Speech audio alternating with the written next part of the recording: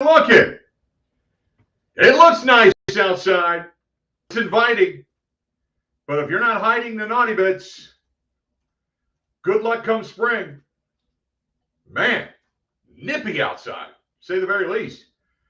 Welcome to the program, the Bill Michaels Show. On the air this Tuesday, and the question of the day, which we'll get to coming up here momentarily, but the secondary question is, has it sunk in? Has it sunk in? Have you gotten kind of past it? Got to admit, the anguish as a fan has subsided. It still bothers me, but it was funny. It was almost therapy last night. Mike Clements gave me a call. So Mike's funny because Mike calls me and says, "Hey, you got 5 minutes?" And I'm like, "Yeah, no problem. Let's go." So we start talking. We're talking about Super Bowl and everything, and about heading out in that direction, and kind of putting some plans together. And the we're talking literally about the game, and we're talking about kind of what we thought about the game. We were thinking, here's some plays that dictated the game. Here's some plays that changed the game. Here's some things that we thought about.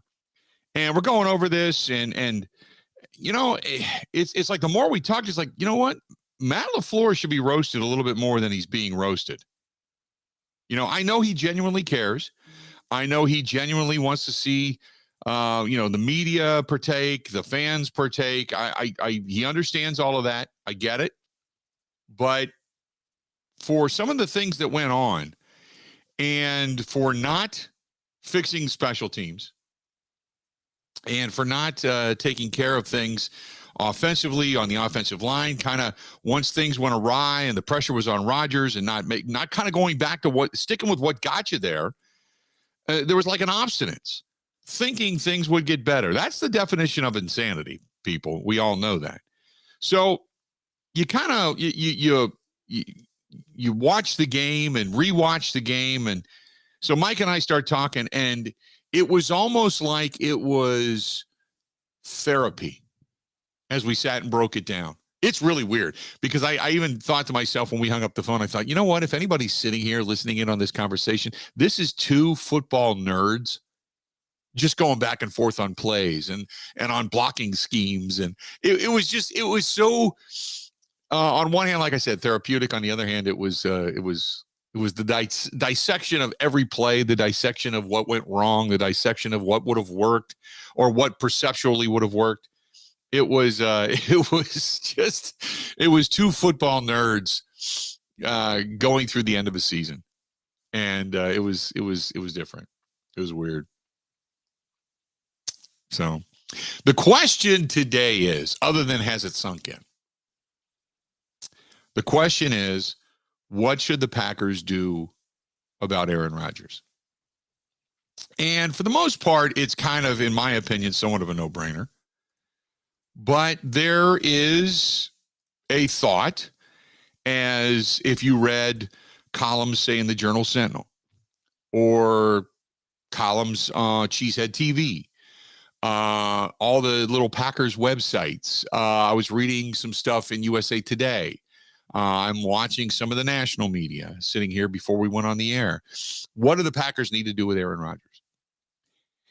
And it's easy to say, to hell with it. Get rid of him. Start the rebuild. It's easy to say that because there's an emotion there. But I think the sentiment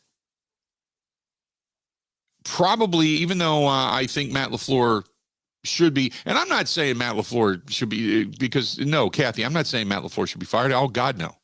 Quite the opposite. I think Matt LeFleur is a really good coach. My issue is he choked in that game. I mean, for what he's done, the preparedness for which he's given his team, the fact that he's a player's coach, he listens, the guys like him. There's a lot to be said for that. He's been a tremendous coach, but in this particular game, he screwed up. And he should be roasted for it. And the fact that he basically stated at one point, I don't really know too much about special teams. A while ago, I mean, Mike Clemens has all this. And Mike's kind of this informational folder. And the fact that this should have been fixed, and it wasn't. The fact that there were all these different things said, the scheme that they used with all these smaller, undersized guys, they were out-coached by a special teams coach who knew what the hell he was doing. And they got beat. Shanahan had said, there's something we can exploit. If we can't beat them up and down the field, defensively and offensively, we got to beat them that way. And we'll win the game that way. And damned if they didn't. Kudos to them. Kudos to Shanahan because he figured it out. He said, look, if you can out-scheme me and you can go up and down the field and beat me offensively, okay, with Aaron Rodgers, okay, great. If you got a defense that can slow down our offense, okay, great. But we're going to figure out a way to get points or get the ball or change momentum via your special teams because your special teams suck, and we know we can exploit it. And they did. They did. They won it that way.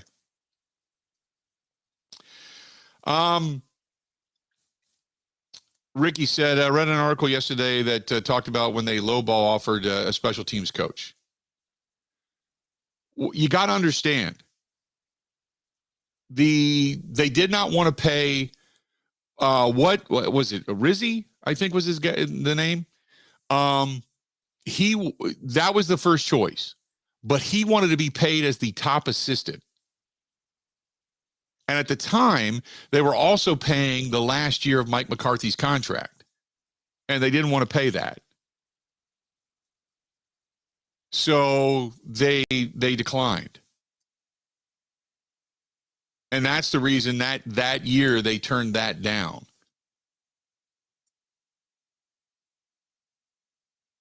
So that was the reason that all happened. It wasn't just where they said, no, we're not going to ever pay that, because that's not the case. It was because they were also paying Mike McCarthy's contract, and at the time he wanted to be paid as a top assistant, and ended up going to New Orleans. I'm not saying that was the answer, and I'm not saying that wouldn't have been the answer. Would they have been better? You got to think so, because they're the worst they've ever been. They're the worst in football right now. But that interview went extremely well. They wanted to hire him. He wanted to be paid as the top assistant and ended up going for, I think, that same amount of money. He got paid that way when he went to work with Sean Payton down in New Orleans. So that's how all that worked out. Now, I think great special teams, I think you pay whatever a coach wants. Within reason, obviously. So, 877-867-1671. Hit us up. That's the phone number over on Twitter at Bill_Michaels, at Bill_Michaels. You can find us on Facebook fan page. Great way to pay attention to the program. Watch the show. Go to Facebook.com/The Bill Michaels Show. But YouTube is fantastic. You can subscribe for free, and it pops right up, and so many of you have. Thank you so much. Our YouTube subscribers continue to rise. Just go to youtube.com/Bill Michaels, Michaels, Bill Michaels Show. Twitch is another great way to follow us. Download the Twitch app on your phone. You can also email the program, thebillmichaels@gmail.com, thebillmichaels@gmail.com. Find us there and kind of go from there. Plenty of ways to get a hold of the program. So now what do the Packers do with Aaron Rodgers? I was watching this morning over on the NFL Network, and actually I think it was a replay from last night, but it was kind of down the same lines that I was stating yesterday. That is, you got to go to him and you got to say, we're way over the cap. Can't afford you. Can't afford your contract the way it stands. We either need to tear it up and start over, or we need to really negotiate this thing back down and move money around and get down to a very, very, very base salary. And then go from there. But you are not going to have the same team on the field. So there are people that say, well, where's he going to go? where he's going to win. There's three teams that seem to be talked about the most. Denver, Las Vegas, and Philadelphia. Philadelphia's got pieces to trade, but I don't think they would trade them to the NFC. There is Jacksonville. That rumor out of Jacksonville that they'd be willing to make a huge trade and Trevor Lawrence for Aaron Rodgers. So that's floating around out there. But Denver and Las Vegas seem to be the two most popular decisions. Now, there is the rumor and whispers of Pittsburgh, and I think that would be a good landing spot if indeed he was traded, because I know Mike Tomlin, and he really respects Mike Tomlin. They've had these conversations back and forth with one another. But who knows? Who knows what's going to happen there? But wherever he goes, there's no team that's ready to win this moment, that's ready to go to a Super Bowl. Every team has pieces they're going to need along the way, including the Packers. Because even if they keep him in Green Bay, this team's not going to look the same. I mean, you're going to restructure Preston Smith. Za'Darius is going to, most likely going to be gone. You got to figure out what you're going to do with Bakhtiari's contract. You got Jair coming up. Obviously, Devontae Adams. If Devontae wants what was reported at $26 million a year, there's no way in hell he's going to be here. And you're not going to franchise tag him. I know people are saying franchise him. You're not going to do that. All you're going to end up doing is really pissing him off. And you just saw Godwin down in Tampa Bay get franchised and ended up tearing his ACL. There's no way he's going to do that. You're not going to do that to him. And you can't afford to do that to him, to be quite honest with you. So I don't know what you're going to do. I don't know what that team's going to look like. You could think that maybe even Adrian Amos would be gone. You're going to be cutting all kinds of dead wood off of this tree. JJ says, does Rodgers have a no trade clause? He does, but it's a soft one. It's not a hardcore, I can't be traded to these teams. And don't forget, Rodgers could still, via no trade, if you end up, say the Jets come at you with an unbelievable offer, and say, okay, look, you don't want to play here, that's fine, we're going to trade you away, you're going to the New York Jets. He could ultimately retire.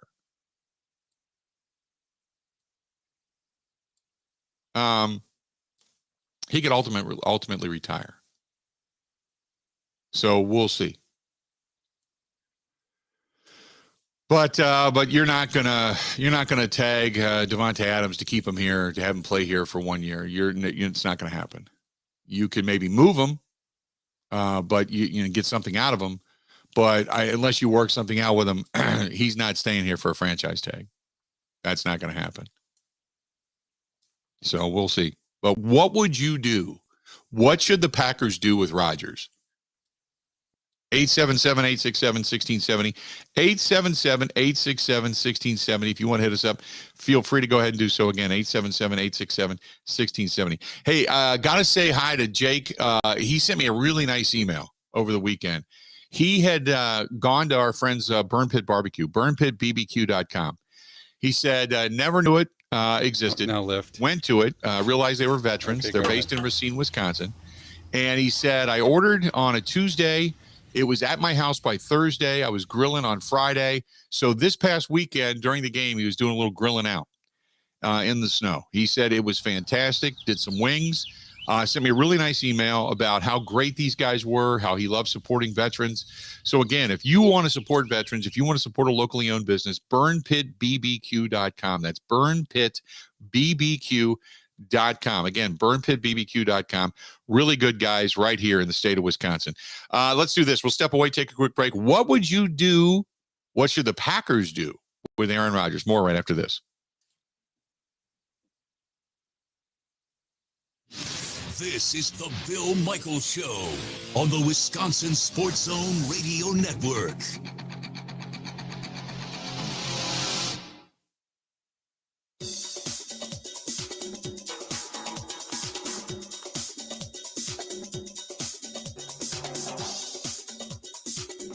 Bill Michaels will resume in 3 minutes.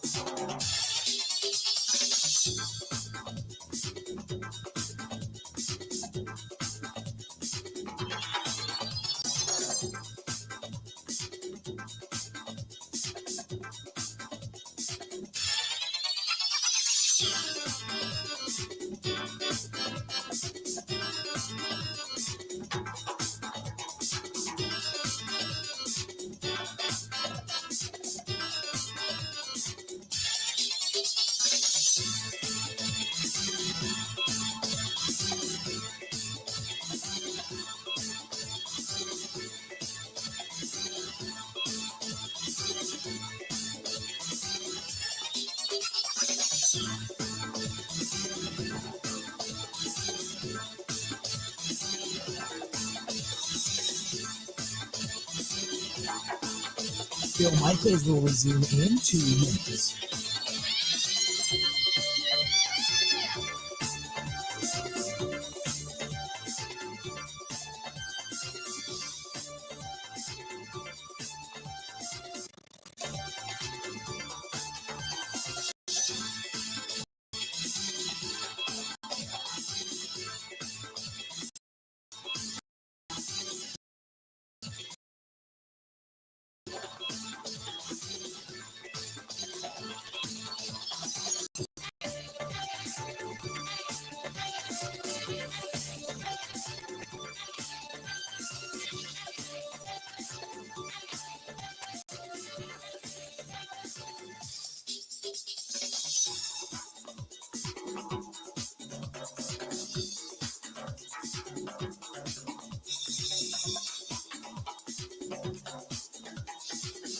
Bill Michaels will resume in 1 minute.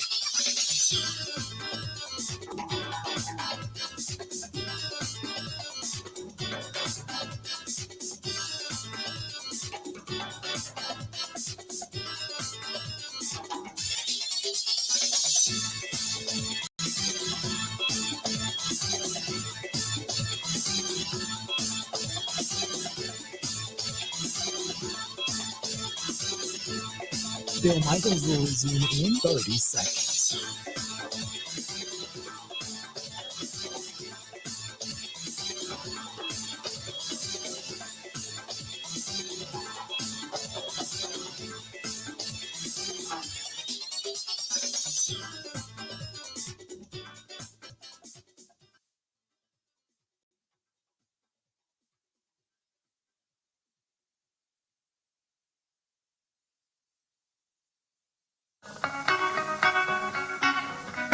Yeah, I sat down and talked to Aaron today for quite some time. I think we're all a little numb to the situation right now. And so I would say that what we talked about, I'm definitely going to keep between him and myself. But, we're hopeful that he'll be back next year, obviously. I mean, this guy has done so much for such a long period of time for this organization, for this city, for this team. And so, I want to be respectful of his process, whatever he needs to go through to make the best decision for himself. And certainly we would love for him to be a Packer and be a Packer until the day he decides to retire.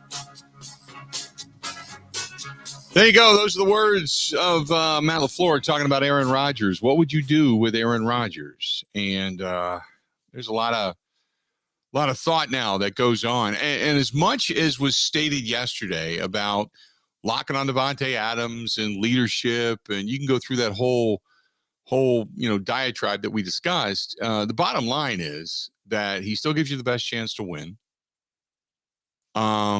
He still is, and I've said this before, he may not be everything you want in the ultimate leader when it comes to quarterback. But as far as being technically one of the best passers, if not the best passer, and guy under center to ever play the game, I mean, that goes without saying. Now, can you put it all together and give him another shot or two at getting to the Super Bowl? So we hope. Now, whether that actually becomes a reality or not, we'll have to wait and see. But I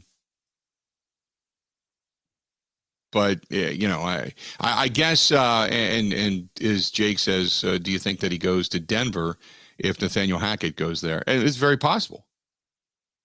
I mean, it's possible that could be what Denver's plan is to hire Nathaniel Hackett, make the deal for Aaron Rodgers to get him to want him to come there even more because he is such a fan of Nathaniel Hackett. So we'll see. I know that we should get our buddy Mark Goodman on from Mile High Sports.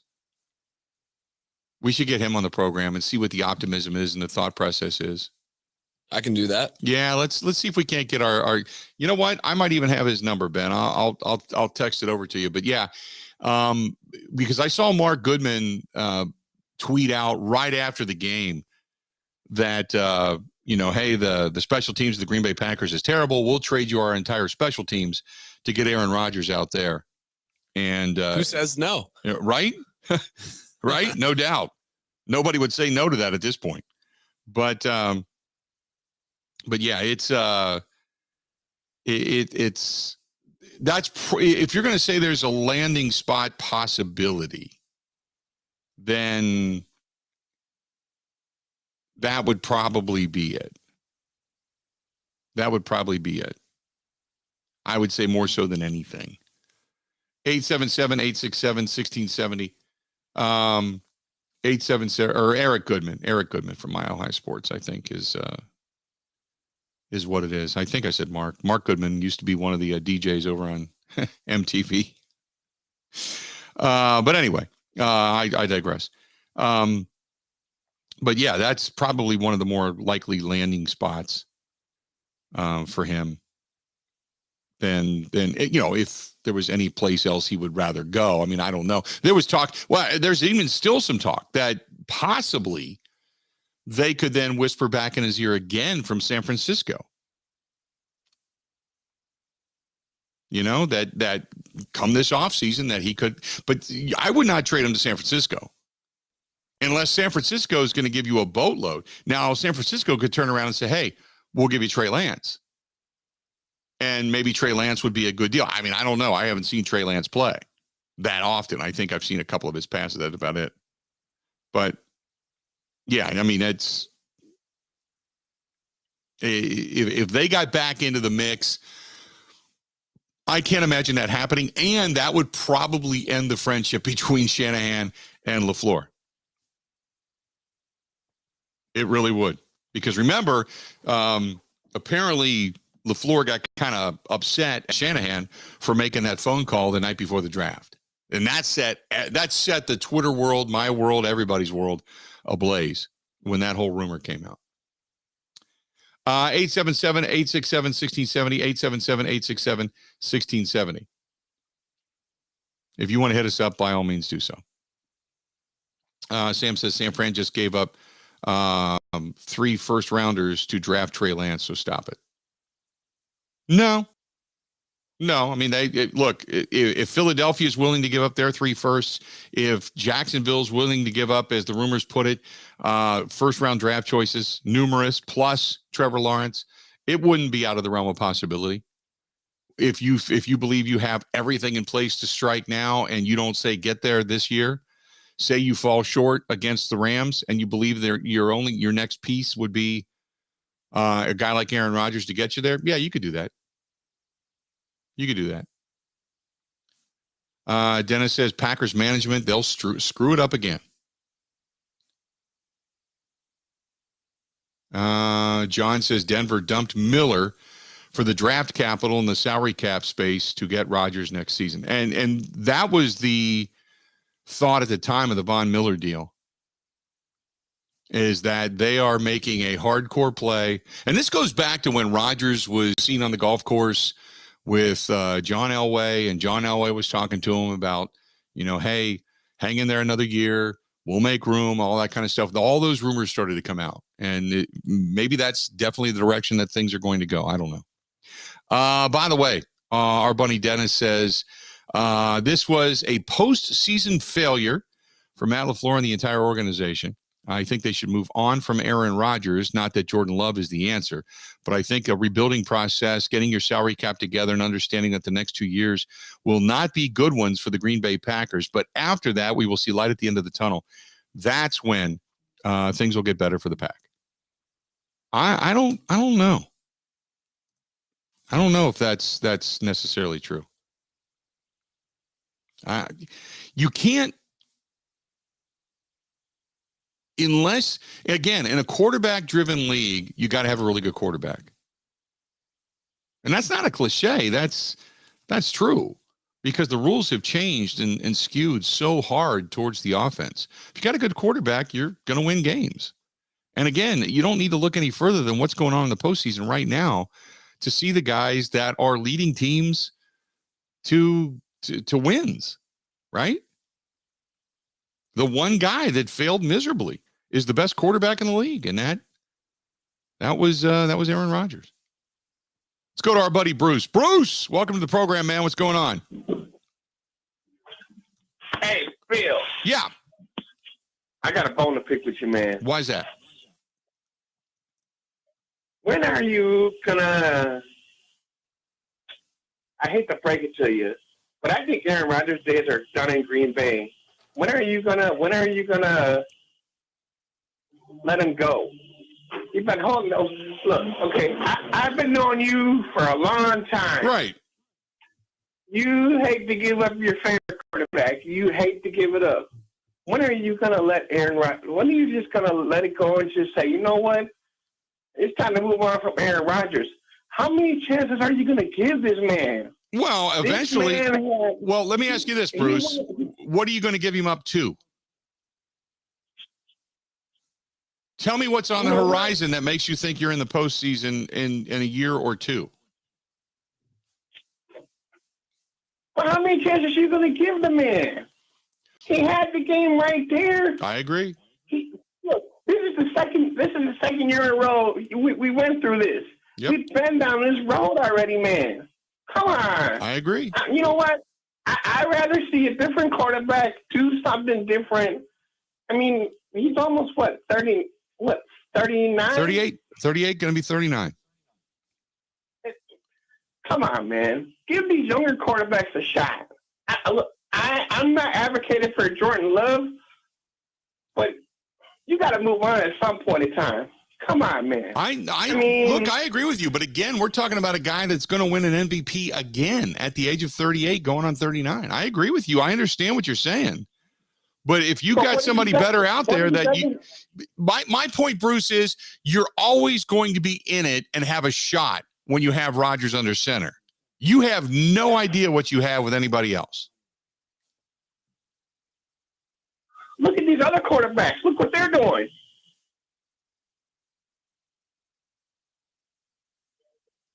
I agree with you, but I don't think you have. Do you really think that Jordan Love is Joe Burrow? You know what I mean? Oh, he fell off. Lloyd says, remember back in the day, Michaels did state to give Favre the boot. If Rodgers at that point in the roster is ready, he'll say it. Look, I said back in the day, well, you knew what you had in Aaron Rodgers. Favre was already on the way to, I want to retire. Favre wasn't happy with Ted Thompson. There was a lot of friction there. There was some stuff that went on behind the scenes. So, yeah, it was already a completely different situation because you had Rodgers waiting in the wing, and you knew what you had in Rodgers. I remember looking at Rodgers in that Dallas game when Rodgers came in, when Favre went down with an injury, and had that game had 3 more minutes in it, the Packers would have won that game because Favre was getting his ass kicked. Rodgers came in and lit him up. And right there, you went, okay, I got it. This is the reason the guy was supposed to be the number 1. And, oh, by the way, the guy was supposed to be the number 1 overall pick. Jordan Love wasn't even supposed to be in the top 2 rounds had it not been for the Packers. Completely apples to oranges.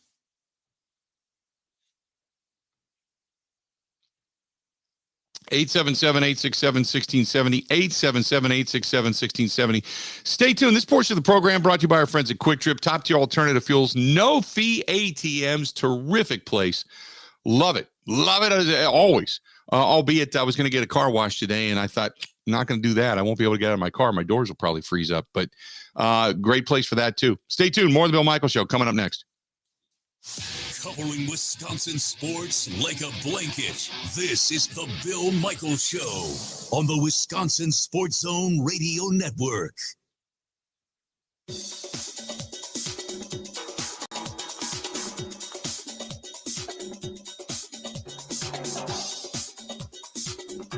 Bill Michaels will resume in 5 minutes.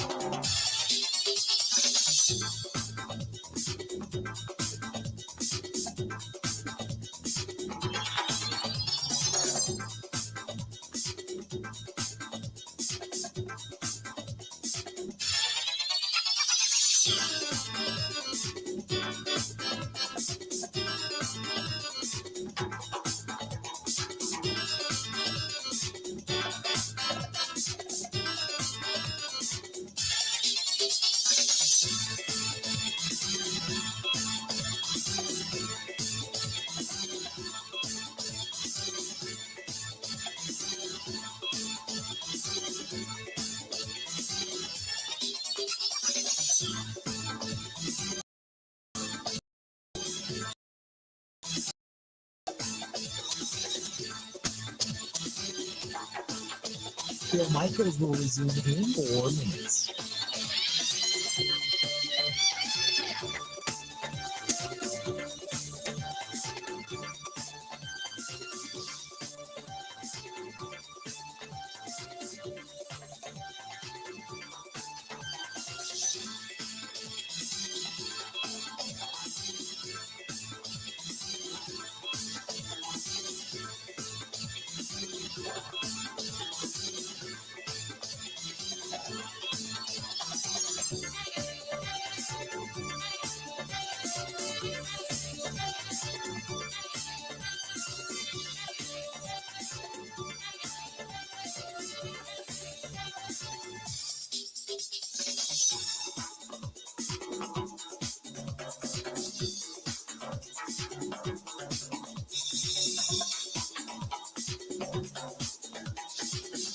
Bill Michaels will resume in 3 minutes.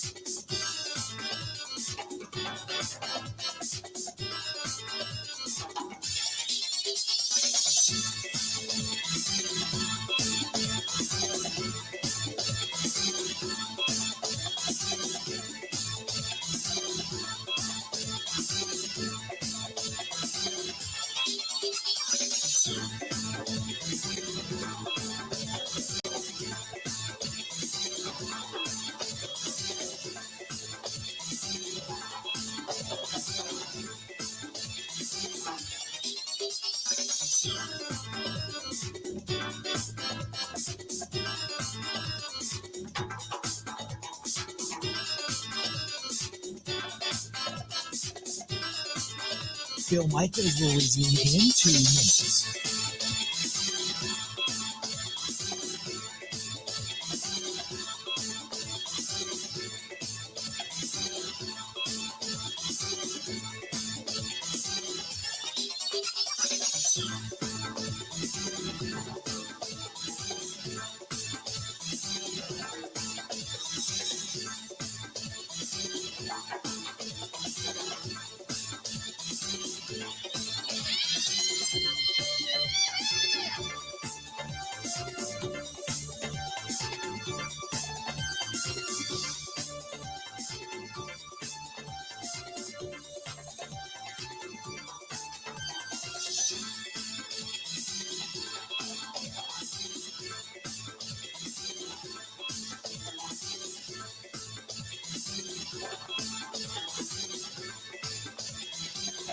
Bill Michaels will resume in 1 minute.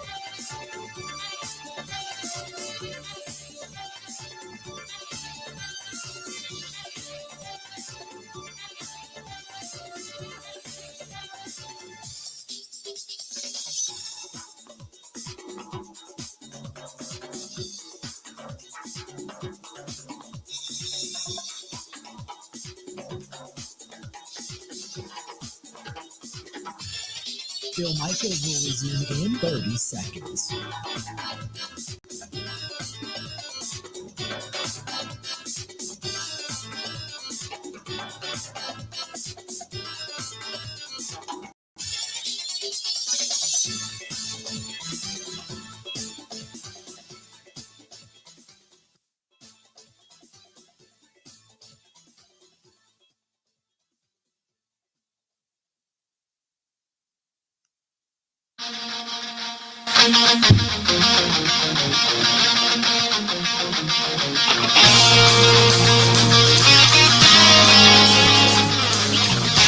No, every conversation I've been involved in with, with Goody and Russ and Mark, we're all we're on the same page there. So there's no debate.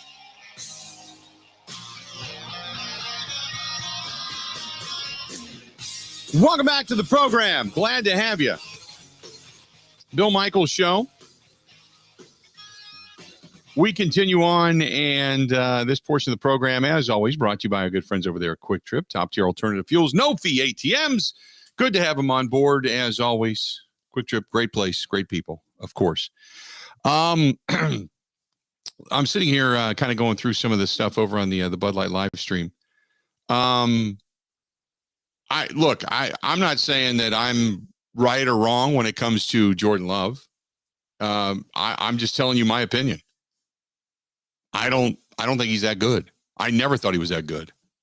The people that I've spoke to that do drafts for a living, when it comes to rankings and how players pan out and such, never thought he should have been a first round or even a high second round draft choice. It was a low second, early third. I have seen him play. For the last 9 weeks, he took the starters' reps for the most part because Rodgers had the toe issue. Didn't look any better in that Detroit game than he did in the Kansas City game. I saw Rodgers play in Dallas and looked really good when Favre didn't. I saw Rodgers play in the second half of the game with a broken foot against the Patriots. And you could see that. And again, he was projected to be a first pick overall. You knew what you had in Aaron Rodgers. You saw it in practice. Now, I have not seen Jordan Love in practice because we're not privy to all of that. Not the way it used to be because of COVID. But I don't see anything dynamic there. I just don't. And from the people I've talked to, they don't. Some people will say, big arm, all that kind of stuff. But Ryan Leaf had a big arm. I can give you a lot of quarterbacks through history that had big arms. They looked the part, but they had 10-cent heads. I think he's smarter than that, but he delivers the ball a second too late. Gary, no, he wasn't. That's a lie. No, he was not. You show me where he was projected to be a first-round draft choice. No, he was not. Most people thought he was a second-rounder, possibly a third-rounder. No, he was not. You're full of crap. Not one person I talked to that I know in the NFL thought he was going to be a first-rounder. No, it wasn't. But this whole thing about big arm and athleticism, again, you hear that about a lot of quarterbacks that don't make it. That's kind of a way of saying the guy can run, the guy can throw, he can get it downfield. But to me, it's about he's got a quick delivery, he's got good vision, he understands defenses. That's what makes a quarterback. It's not a big arm. That doesn't make a quarterback. You can talk about a lot of different quarterbacks in the league that have never had big arms, but they had really good decision-making process. I look at like Drew Brees. Drew Brees, he had a good arm at Purdue, really good arm, but he was quick with his decision-making. That'll be what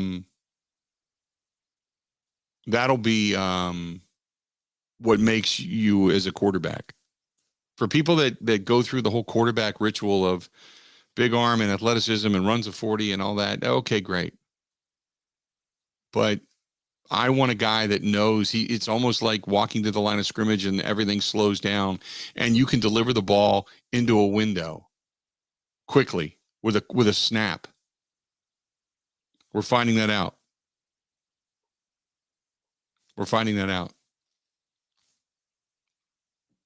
877-867-1670, 877-867-1670. If you want to hit us up, by all means do so.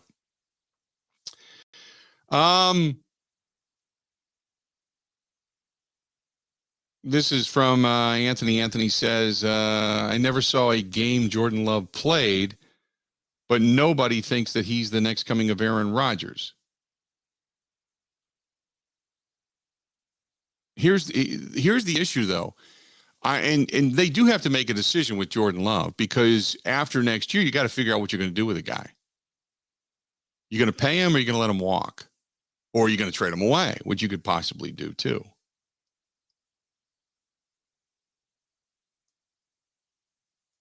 So that's the other side of the coin, because you do have to make a decision on him. This is from Dennis, who says, another postseason epic failure. Best be a wake-up call to Goody and LeFluer. To Goody, you've seen this movie before with McCarthy and now LeFluer. Huge success in the regular season because they have an MVP quarterback and a very strong roster that you gave them. Embarrassing failures in the postseason because of a head coach and a staff who were out-coached. To LeFluer, you need to wake up and realize that every coach in the Final Four knows the X's and O's and has good talent.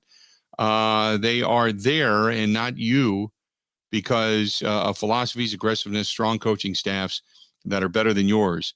You're not there because you were outcoached. Again, as long as you believe you need to get more involved in all these phases of the team and review your X's and O's, you're going to continue to fail in the postseason. You must wake up and understand it's your weakness to address, discipline, and make changes to your staff and philosophy that keep you and your team from becoming champions. You're waffling on firing of Maurice Drayton, and I got to think that Mo Drayton's going to be fired this week when they do their exit meetings. Yesterday was a day for press conferences, and you talk to the players on the way out. Apparently, LeFluer came in on Sunday, went over the film, looked at things, began the evaluation process. But this starting today, tomorrow, it's going to be the additional exit interviews for the rest of the players, and then the coaching staff will be addressed, almost for certain.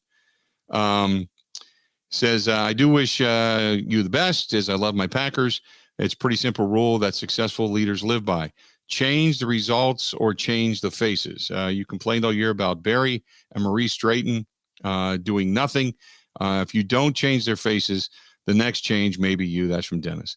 Now, Joe Barry's defense played well. I'm not sitting here and faulting Joe Barry by any stretch. That defense played extremely well. They were in position. They played well. They gave up 6 points?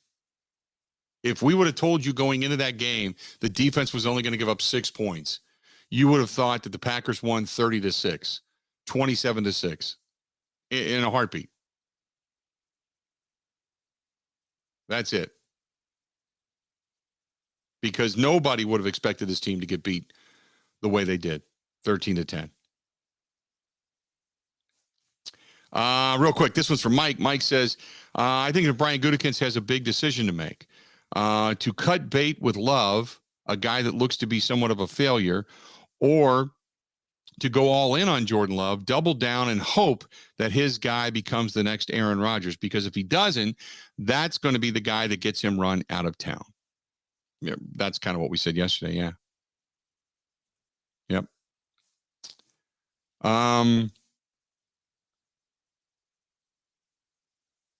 Let me do this. I'm going to take a quick break. Somebody sent me something on Mark Murphy too. I want to take a look at that. Stay tuned. We got a lot more coming up. A lot of stuff to get to. But what are the Packers? Where do they go now?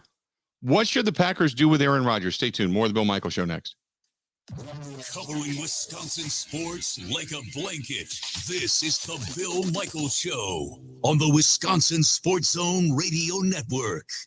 They don't repair cracked helmets, cracked teeth, or cracked stadium seats. They do repair cracked windshields. Complete Auto Glass, windshield repair and replacement, windshield camera recalibration, and more. An insurance-preferred service provider with free price quotes and a 100% satisfaction guarantee. Plus, you'll be happy to know you're dealing with a local, family-owned business who understand their Wisconsin neighbors. Complete Auto Glass, repair and replacement. Visit CompleteAutoGlass.com.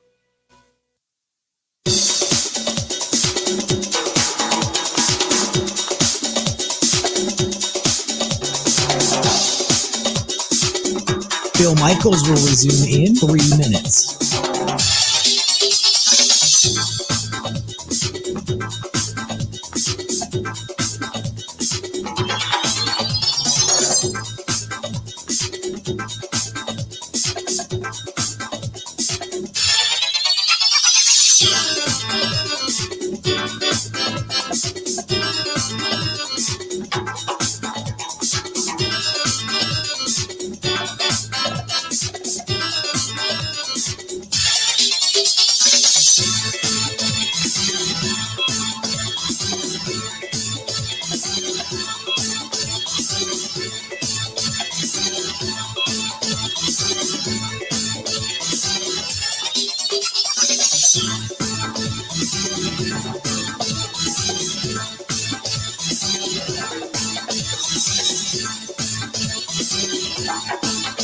Bill Michaels will resume in 2 minutes.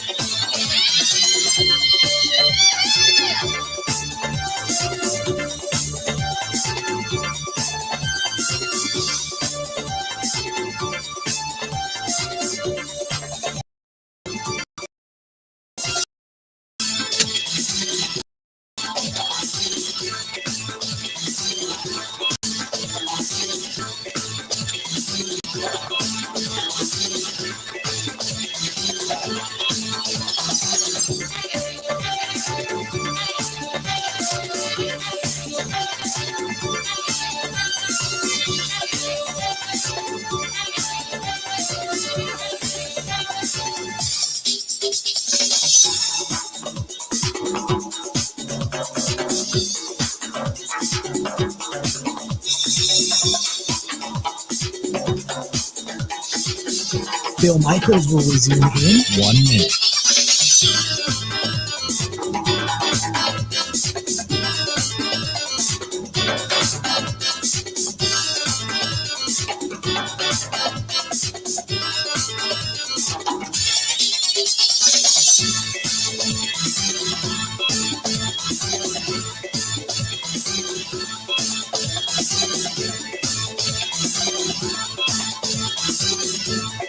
Bill Michaels will resume in 30 seconds.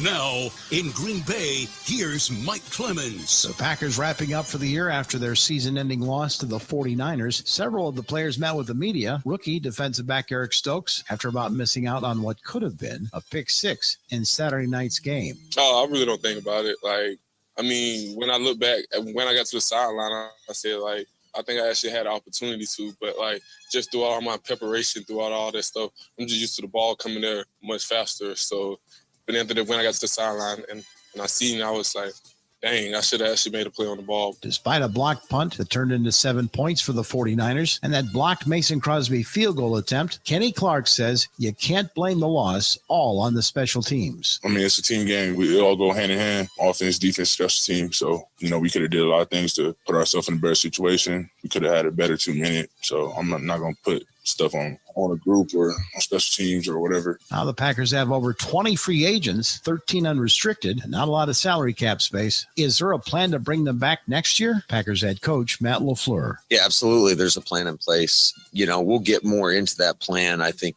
now that the season's over, in terms of the specifics of how you go about doing that. And there's ways to move money and to make sure that we get the bulk of our key contributors back. Are there absolutely going to be some tough decisions? No doubt about it. That's Matt LeFluer. In Green Bay, I'm Mike Clemens on the Bill Michaels Show.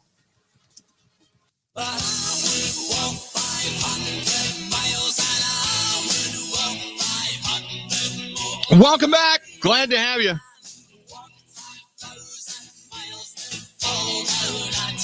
Lloyd says, or not Lloyd, where'd it go? Where did it go? I lost it. Sorry about that. Oh, there it is. This is from Mike. Mike says, hey, Bill, I was there at the game in Dallas when that Thursday night when Favre got hurt. Rodgers came in. You could tell that Rodgers was our next quarterback when Favre left. My feeling about Love is that he's better than Brett Hundley. My instincts say he's going to be nothing more than a good backup. I've been following the Packers since 1967. I could be wrong, but I don't think so. I go back to that game in Dallas. Favre had thrown 2 interceptions, and it was about 9 minutes to go in the second half, or in the second quarter, and he goes down with the injury. The Packers ended up putting the ball away, and then after that, I went back and checked. The Packers went touchdown under Favre, or under Rodgers, 8 plays, 74 yards, touchdown. 12 plays, 59 yards, touchdown to start the second half. The next time they got the ball, they punted it away. The next time they got the ball, 7 plays, 39 yards with a field goal. And then they were driving with 1:03 left to go in the ball game. and they ended up turning it over on downs. But in his first 4 drives, Rodgers went touchdown, punt, field goal, and put up 17 points. I mean, you just knew, you could see it. You could see it. Now, the Packers defensively weren't nearly as good. They gave up a touchdown and a field goal late, and ended up costing them ultimately the game. But had there been another quarter, I think Rodgers brings him back. We all thought that. I remember having that conversation with Wayne Larrivee after we were leaving the game. Like, this guy's for real. And even in that game, Rodgers was 18 of 26, 201 yards, sacked 3 times. He was under pressure quite a bit, threw a touchdown, and a quarterback rating of 104.8. Ryan Grant ran for 94 yards and 2 touchdowns that day. And between Driver and Jennings, caught the touchdown pass, they lit him up. You could just tell Rodgers had it. There was something there. We haven't even seen that out of Jordan Love in a game and a half. We haven't seen that out of Jordan Love.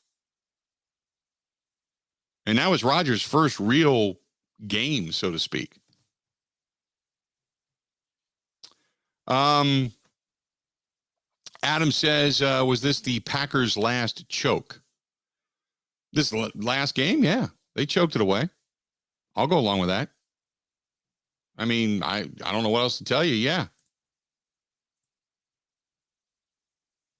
They were outcoached. Rodgers looked inept. He did the same old and focusing on Davante Adams. And you know what?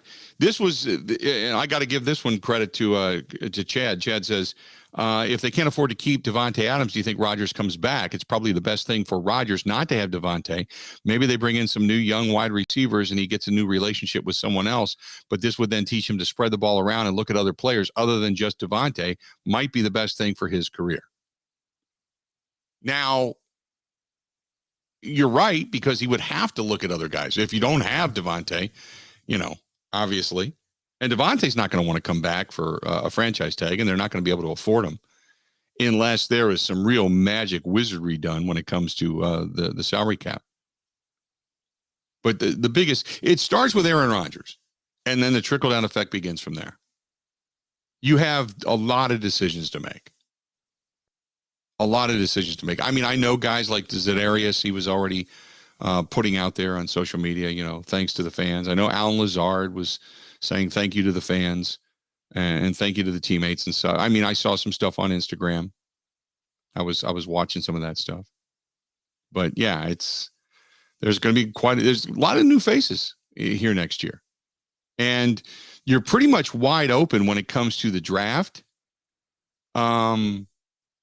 But I think, and you're going to need pieces, but I think you're going to have to start with weaponry. You're going to have to look for a wide out. Your running backs are set.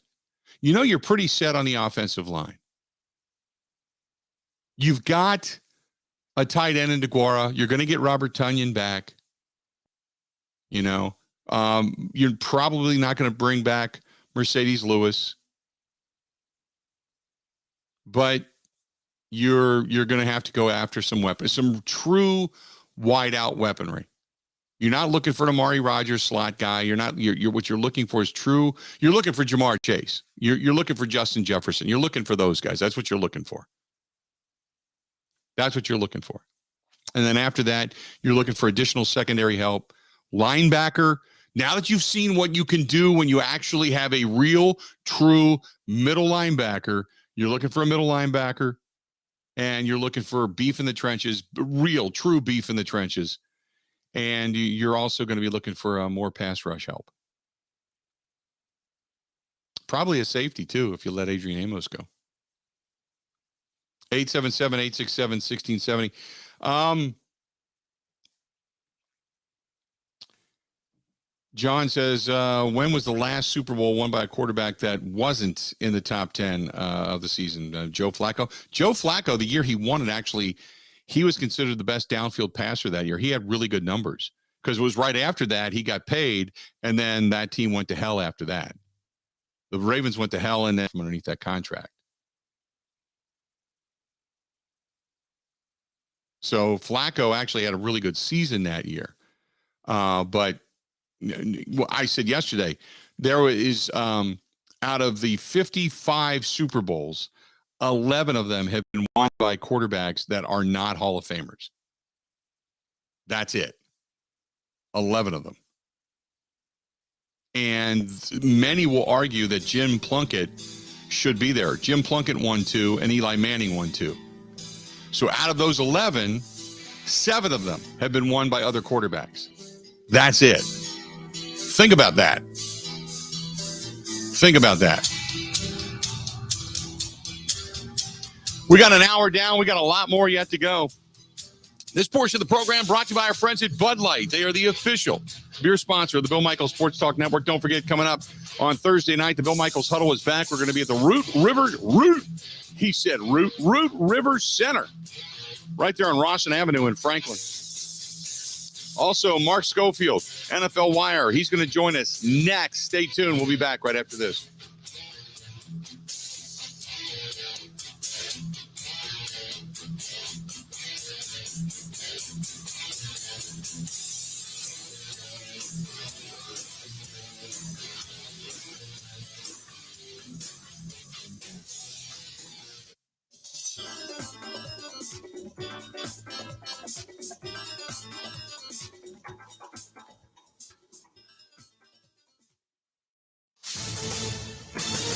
This is a Wisconsin Sports Zone update. For the first time since losing to the San Francisco 49ers in the playoffs, Packers head coach Matt LeFluer addressed the media for the final time this season, and it was a press conference dominated by the future of quarterback Aaron Rodgers. Here's more from LeFluer. We're hopeful that he'll be back next year, obviously. I mean, this guy has done so much for such a long period of time for this organization, for this city, for this team. I want to be respectful of his process, whatever he needs to go through to make the best decision for himself. And certainly we would love for him to be a Packer and be a Packer until the day he decides to retire. The Packers, who have 23 restricted and unrestricted free agents, currently sit at $44 million above the cap and will have their work cut out for them. Now, before Matt LeFluer left his press conference, he did thank the media and the fans with this message. Sorry we didn't get it done. I'm extremely disappointed for not only for our guys, for our staff, for everybody involved in this thing. And you guys are obviously a big part of this as well. And so we'll get back at this thing and you'll see a better version of us next year. Rural Mutual Insurance, keeping Wisconsin strong. When a company only does business in Wisconsin, that's Wisconsin Strong. Rural Mutual provides all lines of insurance, including commercial, farm, home, and auto. And your premiums stay right here to keep Wisconsin strong. Local agents, local underwriters, local claims adjusters. Rural Mutual Insurance, keeping Wisconsin strong. Wisconsin basketball has dropped out of the AP top 10. They're now ranked 11th in the nation after falling to Michigan State at home Friday night. The Badgers are back in action Thursday in Nebraska when they take on the Cornhuskers for a 4 o'clock tip. And finally, the Bucks are back in action tomorrow night. They're in Cleveland to take on the Cavaliers. For the Wisconsin Sports Zone Network, I'm Ebo.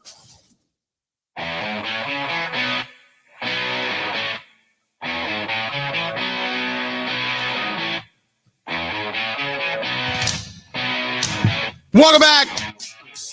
Glad to have you.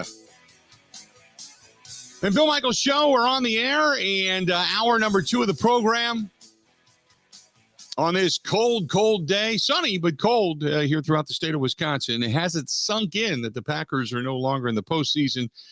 You heard we'll hear more from Matt LeFluer coming up in the program, but the end-of-season press conference yesterday where he thanked the fans, apologized to the fans, apologized to the media, and such for not getting further into the postseason after what happened and what we saw happen on Saturday night. Joining us now on the hotline, our buddy Mark Schofield, NFL Wire. You can find himself over there at Mark Schofield on Twitter, joining us on the hotline. Mark, how you doing? I'm doing well, Bill. It's great to be back. I wish it was under different circumstances after what happened Saturday, but always happy to come on. Are you as shocked as we are that the Packers are not there?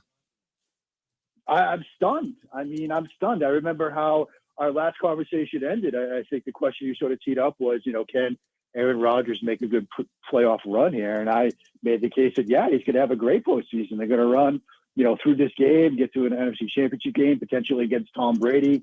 Got that one wrong too. So I'm just as stunned as everybody else is, especially when, on the defensive side of the ball, you really sort of limit what San Francisco does offensively.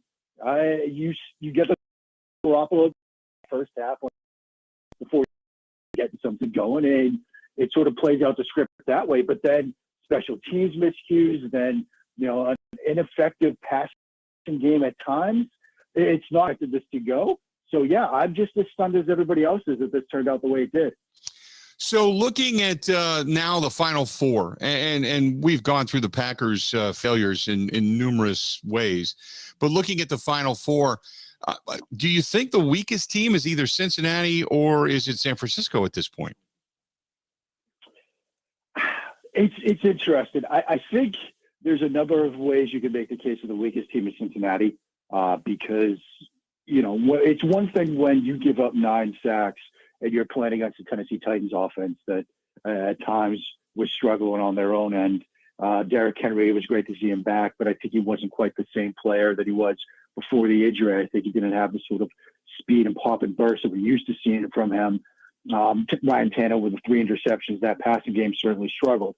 Do you have 9 sacks against Kansas City? If you give Patrick Mahomes an extra possession or 2 on a short field or something like that, you're going to be in trouble. Whereas you look at the 49ers, and while, yes, their offense hasn't been great in the postseason, and there are certainly questions about Jimmy Garoppolo, 49ers have beaten the Rams twice this year. And say what you want about, say, quarterback wins, whether quarterback wins are a stat or not. I certainly not a huge believer in quarterback wins.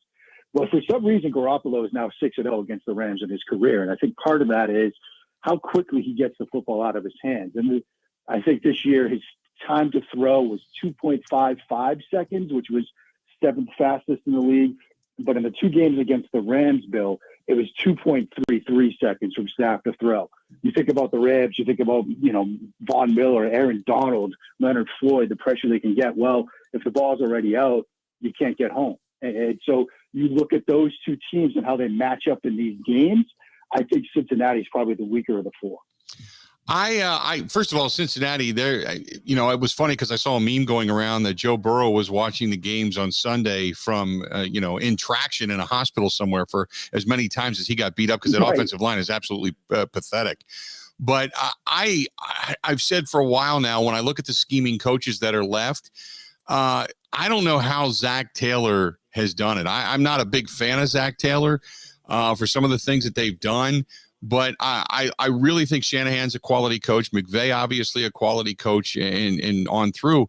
But when you look at what Cincinnati has, defensively, they're okay. But it really is just Joe Burrow and Joe Mixon and Jamar Chase. That's it. I mean, they don't have a ton of weaponry. But they figure it out, which is amazing. Yeah, and I think really it's Burrow figures it out. I think – there's a mindset within that offensive structure, that offensive philosophy that we're going to spread things out. And whether they're, sending 4, 5, 6, 8 after Burrow, he's going to figure it out. He's either going to get the ball out quickly to Jamar Chase on a back shoulder throw. He's going to make somebody miss. He's going to make a free runner miss. He's going to find a way to get things right, get us right after the snap, regardless of the look we're seeing from the defense. And, Burrow is a fantastic quarterback talent, and I think he's already shown in just now his first full season because he got hurt last year, what he can be in the National Football League. But that is a lot to ask of a quarterback, and it's a lot to ask of a quarterback when you might have to sort of go toe-to-toe with Patrick Mahomes and that Chiefs offense and what they can do on the offensive side of the ball. And, I think that's another point that you sort of raised there that we can't underestimate. This is a good defense. The Buffalo Bills were, by some metrics and stats, one of the best defenses in the league.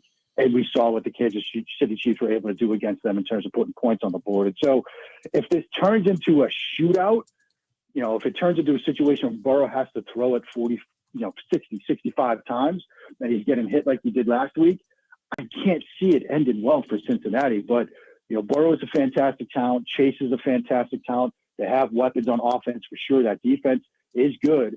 but that's a lot to ask for a young team to go into Arrowhead, to play that kind of game and come out winners. The fact that the Rams have been beaten by Shanahan now, 6-7 times in a row, are they really kind of like up against it, McVay versus Shanahan, because Shanahan's been able to out-scheme him, or has it just been the fact that there's been injuries? I mean, I find it hard to believe with the talent that they have that the Rams cannot get past the 49ers.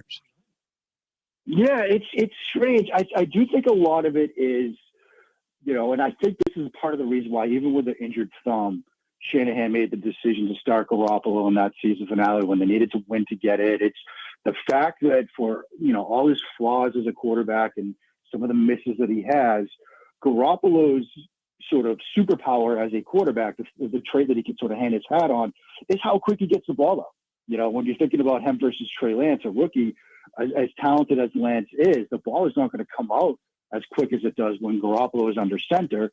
And that just neutralizes the strength of the Rams defense, which is what they can do up front in terms of generating pressure on opposing quarterbacks. If the ball is out in 2.3 seconds, Donald can't get home. Floyd, can't get home. Miller can't get home. So I think that's certainly a part of it. Now, these are two coaches that know what the other wants to do. I mean, their time dating back to Washington, they're very familiar with each other.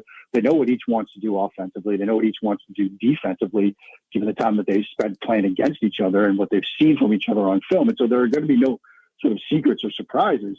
I think that Garoppolo's quick release and the quick decision-making is part of what neutralizes what the Rams do. And then, look, when the Rams have the football, whether it's Goff, whether it's, Matthew Stafford, one of the things the 49ers have been able to do against these Rams teams that offensively they like to, attack the middle of the field a little bit off of play action, 3-level flood concepts and things like that. They've been able to use some zone coverage schemes, some pattern matching stuff to take away those throws, whether it's Goff, whether it's Stafford, and sort of neutralize that offense in the passing game. And so it might just be one of those situations where, yes, the Rams are probably the better team, but in terms of a matchup for this game and how these teams play against each other and what these teams like to do and struggle against, the Niners might have an advantage. I look at the 49ers defense and the front that they can put up against that Rams offense. But I look at Matthew Stafford and what he did in that game against Brady, and the fact that we finally saw Matthew Stafford with a team around him that gave him that capability for him to be somewhat of, if you want to call it, a hero. So I really look at Bosa, I look at Warner, I look at, the guys they have up front and getting after Matthew Stafford. Do you think the advantage there goes to the offensive line of the Rams or the front four of the 49ers? Yeah, I think, Bill, it goes to that defensive front for the 49ers. I think when you watch, I just rewatched the two games from earlier this year between these two teams, and you see the ability of San Francisco defensively to take away where Stafford wants to go early in the down, which gives those guys up front a chance to get home later in the down. They've been able to do that over the past couple of weeks, and certainly against the Rams this year, using these zone coverage concepts. They've really been heavy zone in the past couple of weeks, particularly the divisional round and even in wild card weekend.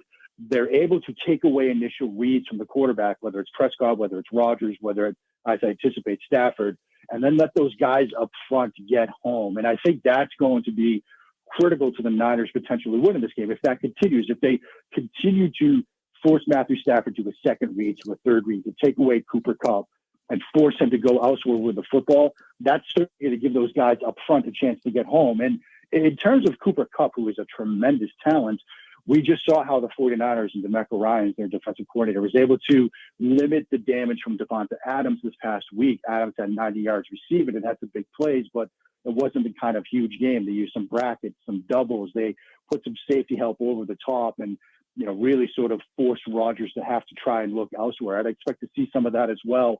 Some safety help or some brackets or even some true doubles on Kupp, make Stafford go elsewhere with the football.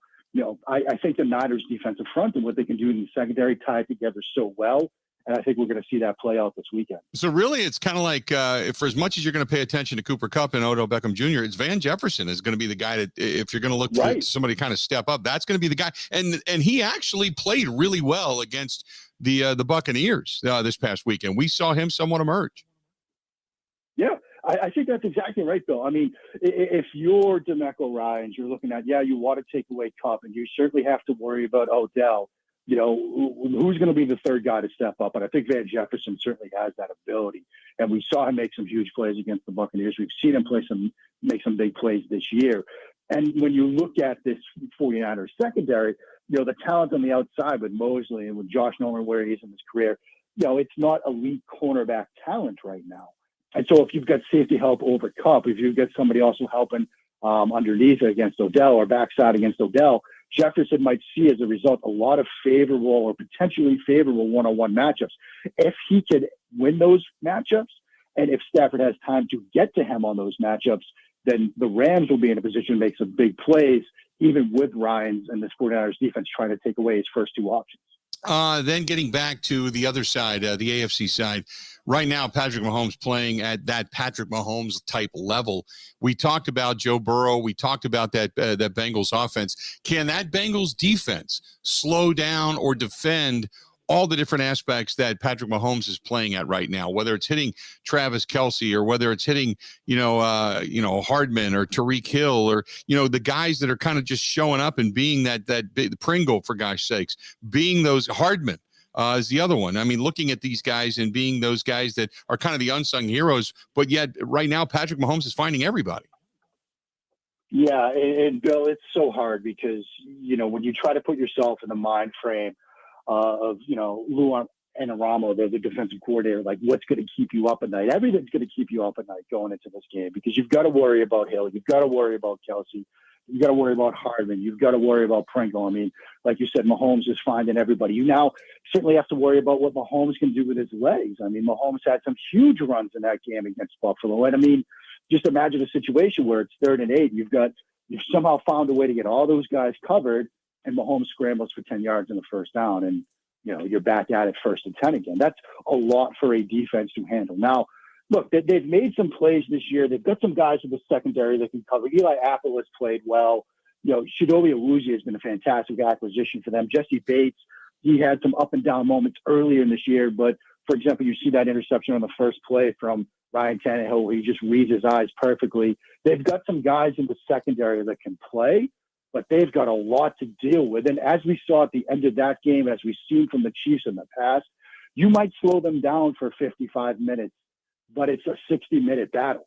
And, you might hold them to, say, 10 points in the first 55 minutes, and they can hang 21 on you in the final 5 minutes of the game. I mean, that's how explosive they are. And so it's going to be difficult for Cincinnati to do it. They have players that can certainly give them a shot at it, but I don't see them being able to do it for all 60 minutes. Always great to talk to you. Who do you got in the Super Bowl? Who are you picking? I sit here right now. I really like the 49ers. I think they seem to be this little team of destiny right now, and I think they match up really well with the Rams. And, given everything we just talked about in that Bengals-Chiefs game, as impressed as I have been all year long with Joe Burrow, as talented as Jamar Chase is, I do think that Kansas City is going to be the team out of the AFC. Great stuff as always, Mark. Appreciate it. We'll talk again soon, okay? Sounds good, Bill. Thanks so much. Enjoy the games this weekend. Thanks, pal. Talk to you soon. There you go. That's our buddy Mark Schofield. You can find him on NFL Wire at Mark Schofield over on Twitter, and some good stuff there, kind of breaking down the matchups between the NFC and the AFC, and then his pick for Super Bowl, obviously. We'll jump back into the mix regarding what the Packers need to do with Aaron Rodgers. We can talk about that. And Eric Goodman from Mile High Sports going to join us coming up in about an hour and 10 minutes from now, hour and 15 minutes from now. And we'll talk with him about what the thought process is in the possibility of the Denver Broncos, again, going heavy after Aaron Rodgers. I wanted to get his perspective on this because we were sitting here talking about it. I thought, you know what, we just need to get him on. So I texted him real quick. He said, sure. So about an hour and 15 minutes from now, we'll get Eric Goodman on the program as well. Stay tuned. This portion of the program brought to you by our good friends over there at Pella Windows and Doors of Wisconsin. Pella has all these different lines. First of all, these different lines of windows that they'll come out. They can, for the free in-home consultation, by the way, free in-home consultation. They'll come out and they'll measure twice, 3 times. Then they send it off to the manufacturer where they're custom manufactured. They custom assemble, and then they come to your house, and in as little as a day, they can custom install, and they install year round. So if you want them now, That's fine. Coming up in about 6-7 weeks after they come out for the initial free consultation, they'll come out to your house, measure it all up, and then about 6, 7, 8 weeks, you'll have these windows. They'll be arriving at your house. And the best part about it is they can do them in as little as a day, and they're not going to open up your whole house. They're not going to knock out all the windows first and then put on in all the windows. Do it one room at a time. They cordon it off. You're not losing a ton of heat. It's not like it's going to cost you a ton of money that day. So don't worry about that. They can do that. They're all certified installers. They're all Pella certified. So you're not getting some jabroni that was just picked up out in front of a hardware store coming to put your windows in. And then don't forget about it, that as far as the national surveys go, one quality and preferred by homeowners, which is huge. Like myself. I mean, I love the windows and doors that I have here at the house, and they're Pella windows and doors. And right now, they can fit any budget and financing because they have 5 years, no interest, 5 months, no first payment. 5 years, no interest, 5 months, no first payment. And the number one reason to get a hold of Pella windows and doors right now is because this deal ends at the end of the month. So get a hold of them.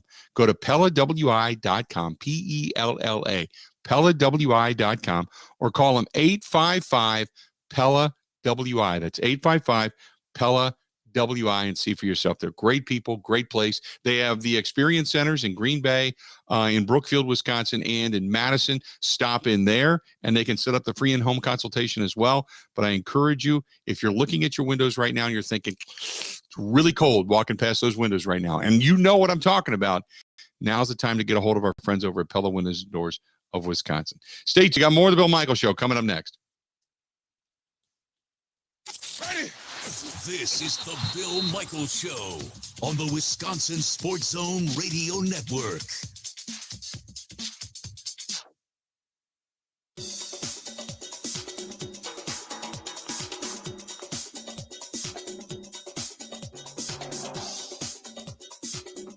Bill Michaels will resume in 3 minutes.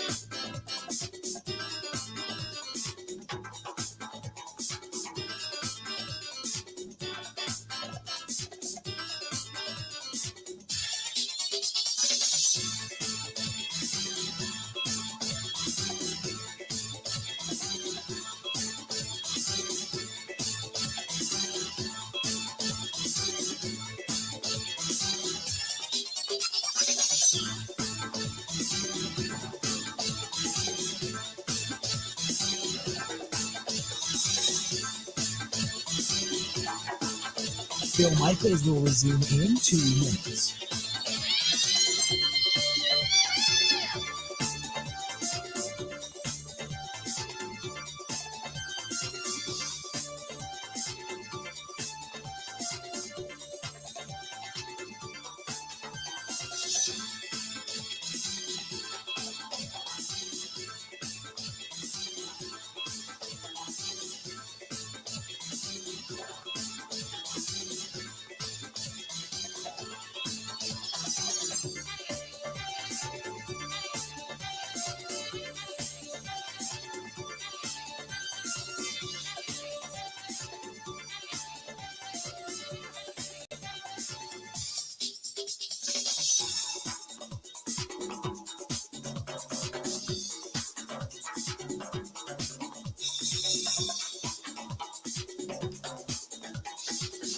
Bill Michaels will resume in 1 minute.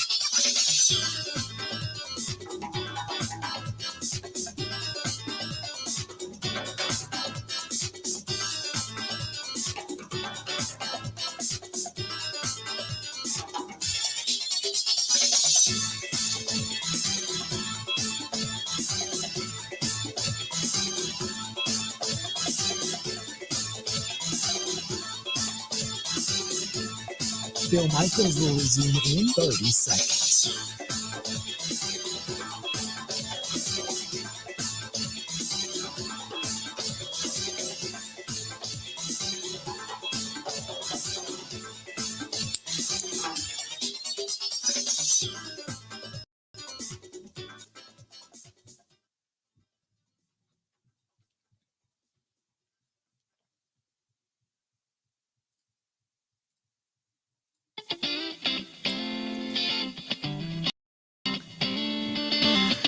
Portion of the Bill Michaels Show brought to you by our good friends at Stenny's, Second and National, down there in Walker's Point. Good people, award-winning Bloody Marys, fantastic stuff. That's our friends at Stenny's. Also, our friends at Wisconsin Harley-Davidson. Go to wishd.com. That's wishd.com. And don't forget about also our friends over at the Social House, right there on Lisbon Road in Menominee Falls. And I know they're doing a big expansion. The kitchen, while the indoor kitchen has been is getting renovated, the outdoor food truck there is alongside the building. They're getting the job done, and they continue to grow. Go in and say hi to Dan Dillon and the whole gang over there on Lisbon Road in Menominee Falls. That is the Social House, and don't forget they are the home of the cheese curd burger, which is fantastic. And in addition to that, they also on Sundays, if you buy yourself a cocktail, mixed beverage, free pancakes. Oh, it's so good. It's so good. So check out the Social House. Social House, H-A-U-S, house, over there on Lisbon Road in Menominee Falls. So say hi to them over there when you stop in. 877-867-1670, 877-867-1670. If you want to hit us up, feel free to go ahead and do so. Again, 877-867-1670. So here's something to think about. I got a lot of people that are arguing back and forth, okay? A lot of people that are arguing back and forth. Well, Rodgers stunk his first 2 years. No, he didn't. He didn't. Remember when he took over? They were coming off of a 13-3 season. The NFC Championship game where Favre had focused on Donald Driver, tried to get it to him. Ryan Grant was wide open in the middle. Sound familiar? And it gets picked off. The Giants kicked the field goal. It was over. Okay? Then the bloodletting began because just like now, they had a lot of contracts they needed to get rid of. Okay. So the next year, Rodgers took over. Aaron Rodgers took over that team. His first full year under center. Ended up with a 93.8 quarterback rating. He threw 28 touchdowns, had 13 picks. Okay. Not a great season, but not bad. You could see what he had. He threw for over 4,000 yards too, by the way. The next year, he didn't suck. 103.2 quarterback rating. 4,400 yards. 30 touchdowns, 7 picks. He was good his second year. Really good. And he had better talent around him. The first year, didn't have much talent. And, oh, by the way, took him to the postseason in his second year. They got rid of a lot of guys after that 13-3 season. And then Rodgers kind of went through that little bit of a rebuild, all that tumultuous offseason, and then, boom, second year, they found themselves in the postseason. So he didn't suck. And as far as Favre beating Rodgers, Favre didn't beat Rodgers. Favre beat a bad Packers defense. Rodgers kept him in a game, but Favre beat a bad Packers defense. I'll give you that. But it's not like Favre was out throwing Rodgers because he wasn't. Favre had a great season, had a really good team around him. But you are blowing smoke up your own ass if you want to get into that comparison.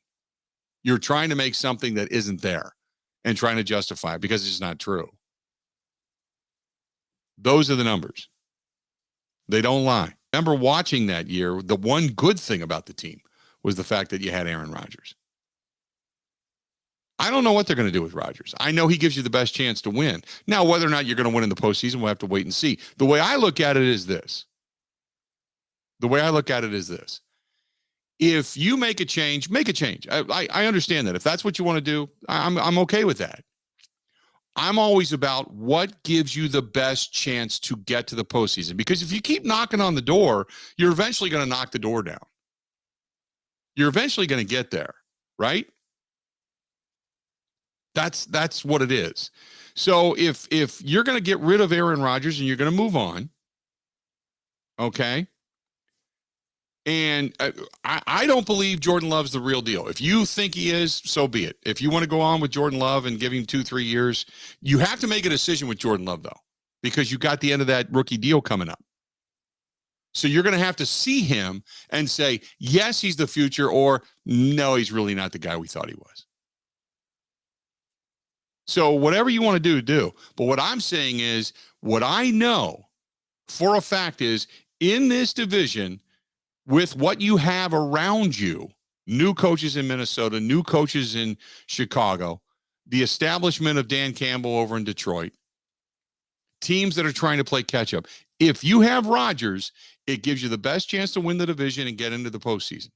And then let the chips fall where they may. Unfortunately, the chips have fallen out of the direction of the Green Bay Packers now for some time. So you decide what it is you think is going to be best for this team. What I say is, if you get rid of Rodgers, the given is, yeah, you're going to win the division barring mass injury. If you get rid of Rodgers, there is no given anymore. Now you're like every other team that's trying to find the next guy. You're trying to find Josh Allen or Patrick Mahomes or Joe Burrow or, or Justin Herbert. You're trying to find one of these guys because I don't believe you have that guy in your stable right now. So there's no guarantee. So it could be 2 years, 4 years, 7 years, 10 years. You don't know. If you're willing to take that risk and you don't want to, that's fine. But what I'm saying is I know that taking the sure bet and keep knocking on that postseason door, it does a couple of things. One, it always gives you an opportunity, always gives you a chance, right? And secondly, and this is probably something a lot of people don't think about, it also keeps your money flowing in Green Bay. It also keeps that money train going.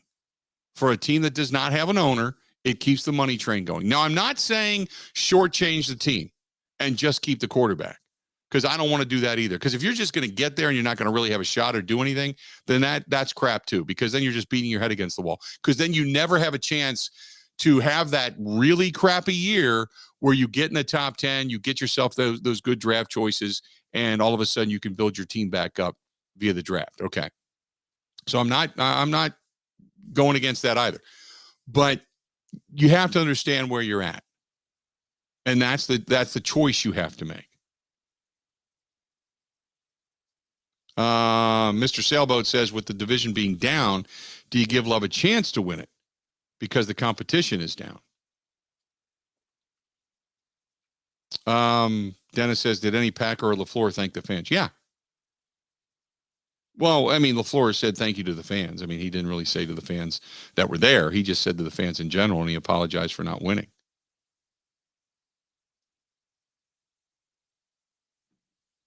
So, yeah, he did. And, I mean, Alan Lazard posted over on Instagram. Za'Darius has posted. I think there was numerous players that posted thank you to the fans, to answer your question. David says trade him away and begin the rebuild. For all that want to rebuild, look, if that's what the direction you want to go, okay, I'm fine with that. That's good. That's the unknown. It could work out and be the greatest thing ever. And that's what you hope for. Or it could be where you don't find a quarterback and you get talent, and year after year after year you have talent, but you don't have a quarterback to lead them, and suddenly, you're nothing more than the Bears.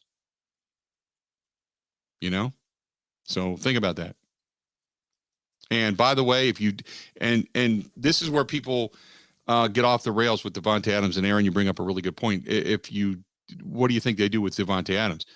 Davante Adams has said, well, he wants to get paid.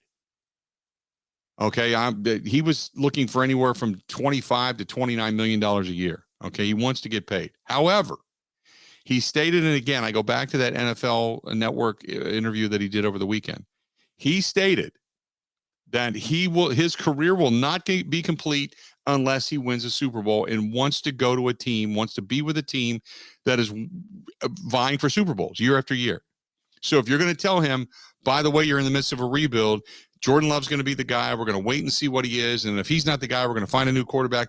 It doesn't matter what level of money you pay him. If you give him $29 million and some other team's going to give him 26, but he has a shot to win a championship, he's probably going to go there. Ultimately, money talks. Don't get me wrong. If you paid him $30 million, he's probably staying. But yeah, I would venture to say that unless you know that you're going to have a legitimate shot at winning a championship, I would say that Davante Adams isn't. And you're not going to pay him $26 million on a team in which you don't think you have a legitimate shot to even win the division. That it's going to be iffy if you're going to win the division. Why waste that money? And if Rodgers is not going to be here, I can't imagine Davante Adams coming back. But It's all about the money. Stay tuned. We got a lot more. Good points today for all of you chiming in over in the Bud Light live stream. Good points. Stay tuned. We got more of the Bill Michaels Show. It's coming up next. This is the Bill Michaels Show on the Wisconsin Sports Zone Radio Network.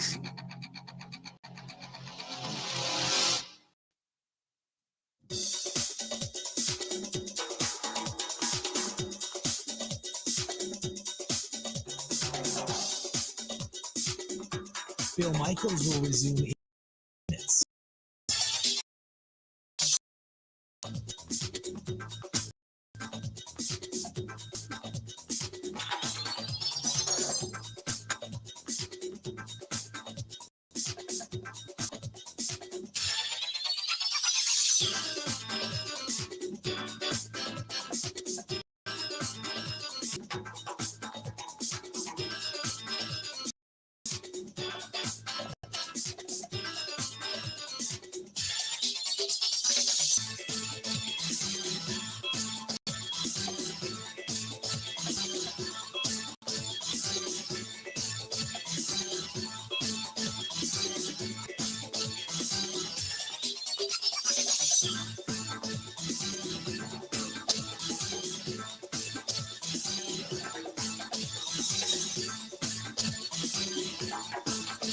Bill Michaels will resume in 4 minutes.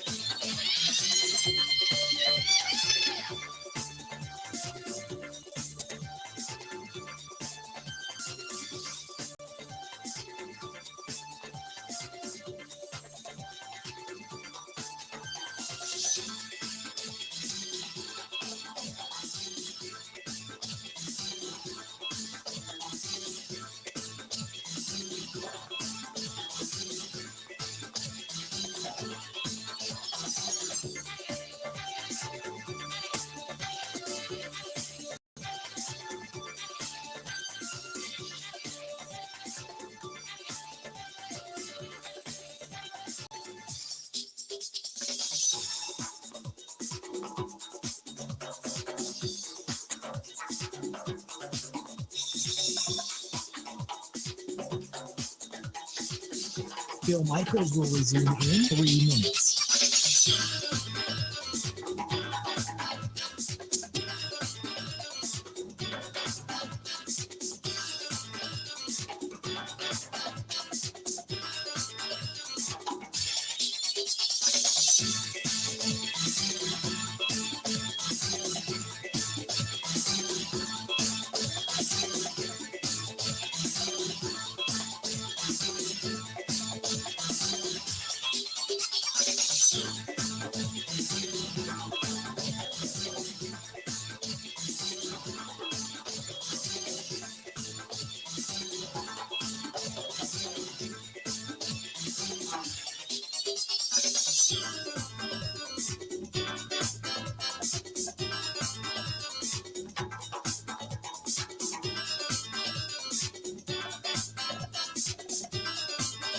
Bill Michaels will resume in 2 minutes.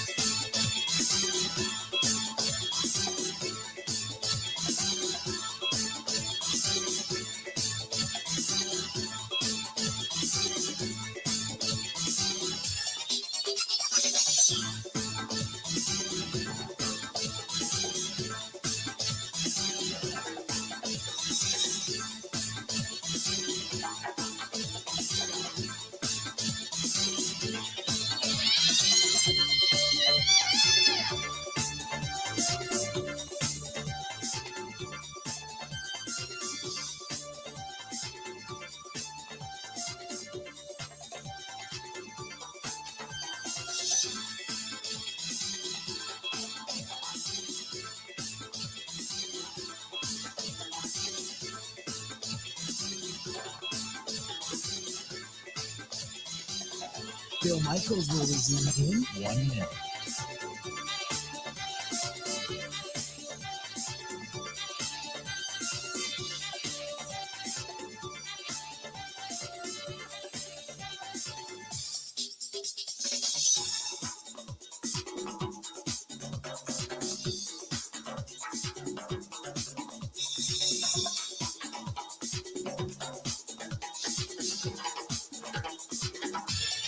Bill Michaels will resume in 30 seconds.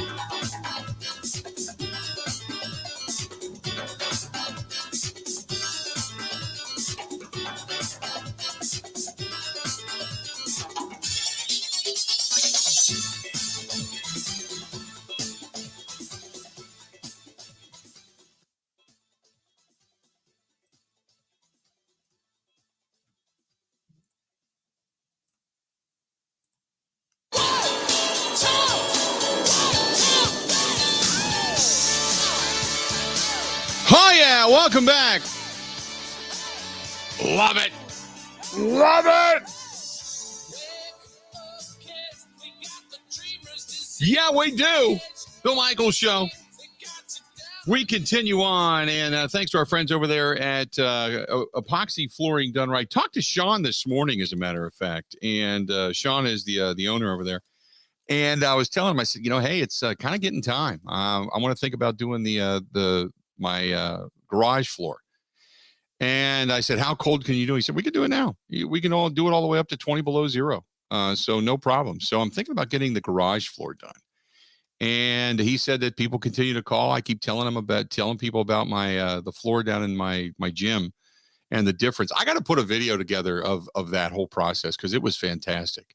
But if you're thinking about it right now, think about your driveway. Think about your garage floor, full of salt, full of snow, full of crap, all that sand, all that stuff sitting in your garage floor right now. Think about how easy it would be as if you just back the car out and you had one of those glossy finishes. A little bit roughed up, but a glossy finish with different colors, almost made it look like marble or something, swirled it, and it just brushed right off. No problem. No problem. Think about that. Epoxy flooring done right. Or a floor in a showroom. Maybe you're a small business owner. You want your floor in your showroom done. Or maybe you're industrial. Or how about a car dealer? They can do it all. They can do it all. Industrial all the way right down to your garage floor, or maybe even a room in your house like a basement floor. They can do that as well, just like I did.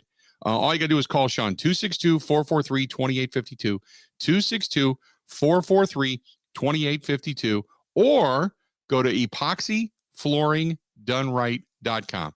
Epoxy floor coating, polyurea floor coating, whatever it is. They can even paint the room for you. They do painting as well.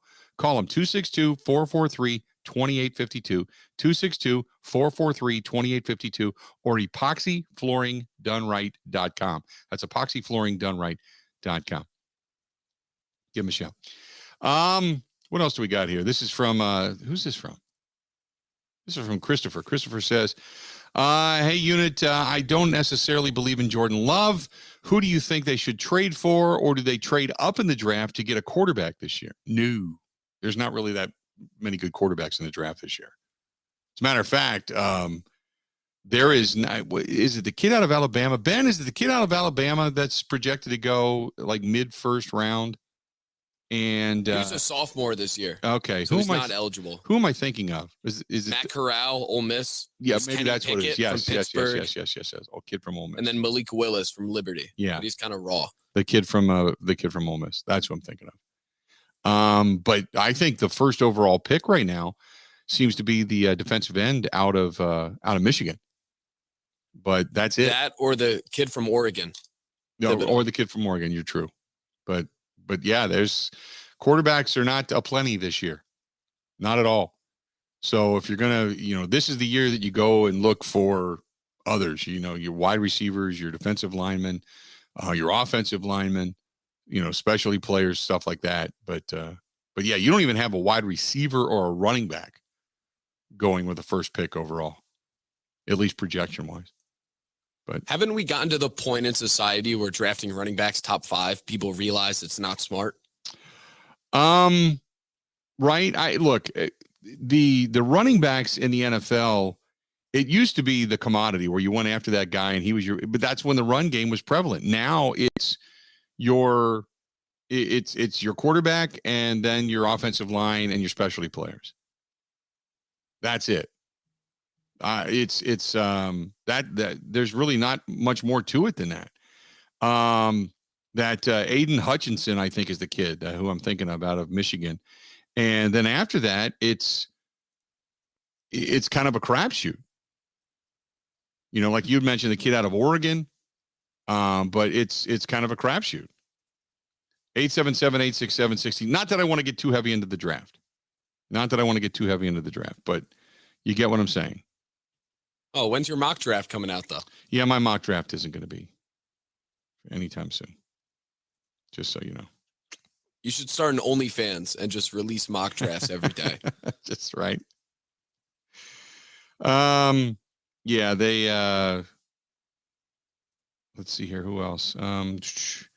This is from Marcy, who says, is there anybody good? Look, I'm sorry, Marcy. I don't want to get into all this draft talk. We're not even done with the season yet. I really don't. I don't want to get into all the draft talk. 877-867-1670. 877-867-1670. The draft talk doesn't do me anything right now. Just an FYI.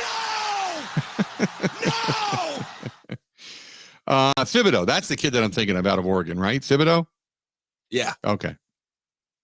Because I know that one of them is that Evan Neal kid, the big offensive tackle out of Alabama. But it's a lot of offensive linemen, tackles at the top of the draft. If I remember watching some of these, I think it was Mel Kiper the other day that was on ESPN, and I was watching him and he was talking about that. But you don't even I don't even know if there's a wide receiver in the top 10 that people are going for. I know that Drake London, the kid out of USC, was rated highly, but I don't even know after that. Jamison Williams from Alabama. He'll probably be top 15. Mm-hmm. Oh, by the way, I will say this, because we know A.J. Dillon is the sauce.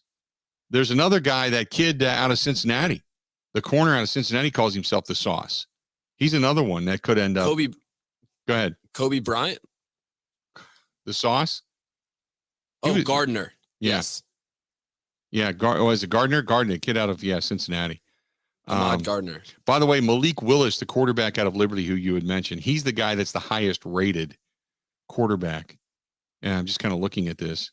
He's going to be that combine guy where everyone sees him throw without any pads on, right? And sees him run a 40, and then people will fall in love. Right. No, I just you had mentioned Kenny Pickett, the kid out of Pitt. But who's the other guy? There's Matt Corral. Oh, that's the other one out of Ole Miss. That's the guy I was thinking of. But yeah, when it comes to all of this, it's like, Jack Cohn from Notre Dame. Yeah, I don't think that's going to happen. I put down $100 with my buddy 2.5 years ago that Cohn would be drafted. So I'm trying to boost the stock as high as I can. Just by talking about it? Yeah. I tweet about it every day. I can't even wrap my brain around the NFL draft right now. I can't even go there. I know people are talking about the offseason, what the Packers are going to need to do. I know that's going to be popular, but right now, you're not even sure what you're going to be doing in the realm of, because remember, Rodgers said he wanted to make his decision prior to free agency, and free agency start prior to the NFL draft now because they changed the rules.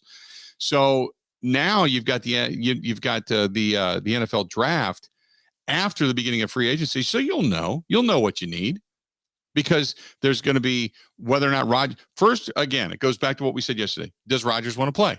Yes or no? Then will he take a pay cut? Can you even afford him without anything right now? Yeah, because March 16th is free agency. Thank you very much. March 16th begins free agency. Because it used to be free agency began right around the time of the draft or shortly thereafter. And now it's actually prior to. So guys can change, the money can change, and then all of a sudden you know what your specific needs are as you continue on. But I agree. Let's do this. We're going to step away. Today's show is flying by. Stay tuned. We got a lot more of the Bill Michaels Show. It's coming up right after this. Covering Wisconsin sports like a blanket. This is the Bill Michaels Show on the Wisconsin Sports Zone Radio Network.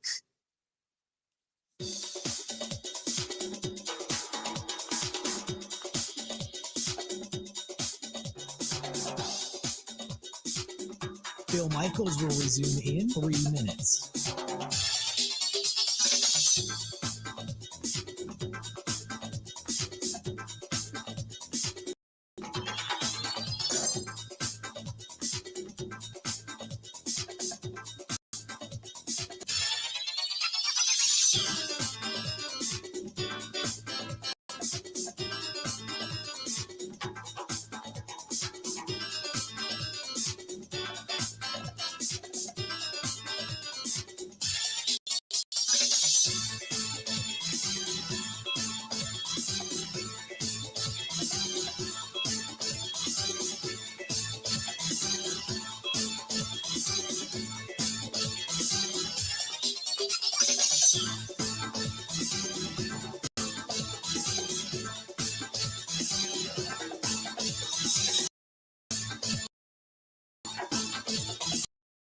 resume in 2 minutes.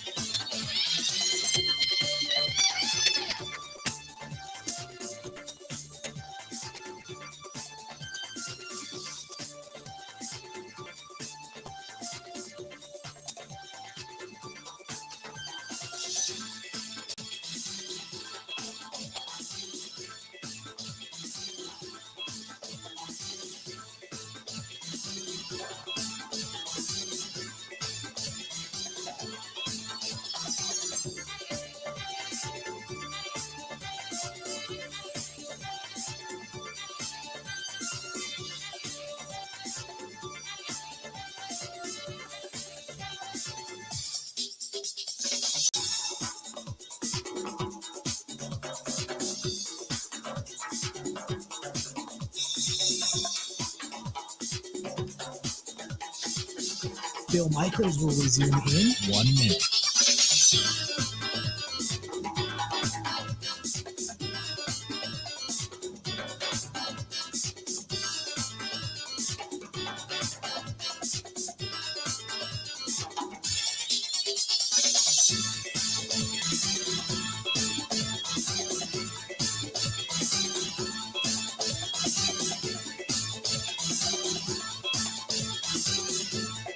Bill Michaels will resume in 30 seconds.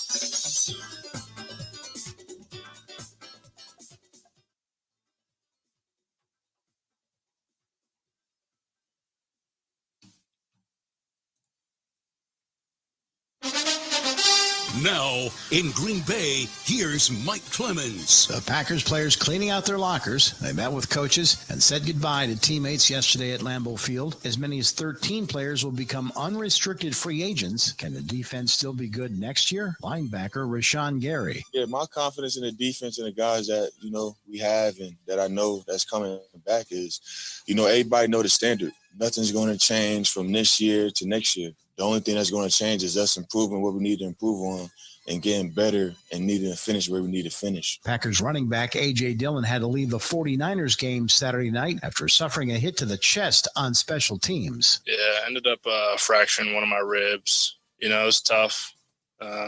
Never really, knock on wood, but really haven't had to deal with any injuries throughout my career at all. Aaron Rodgers said over the weekend he did not want to be a part of a team rebuilding its roster. Matt LeFluer says that won't be the case. There's no plan for a rebuild. You get this close. Obviously, we won a lot of football games, and we know in order for there not to be that, he's got to be a part of this thing. So I don't think that's anybody's intention. That's Packers head coach Matt LeFluer in Green Bay. I'm Mike Clemens on the Bill Michaels Show.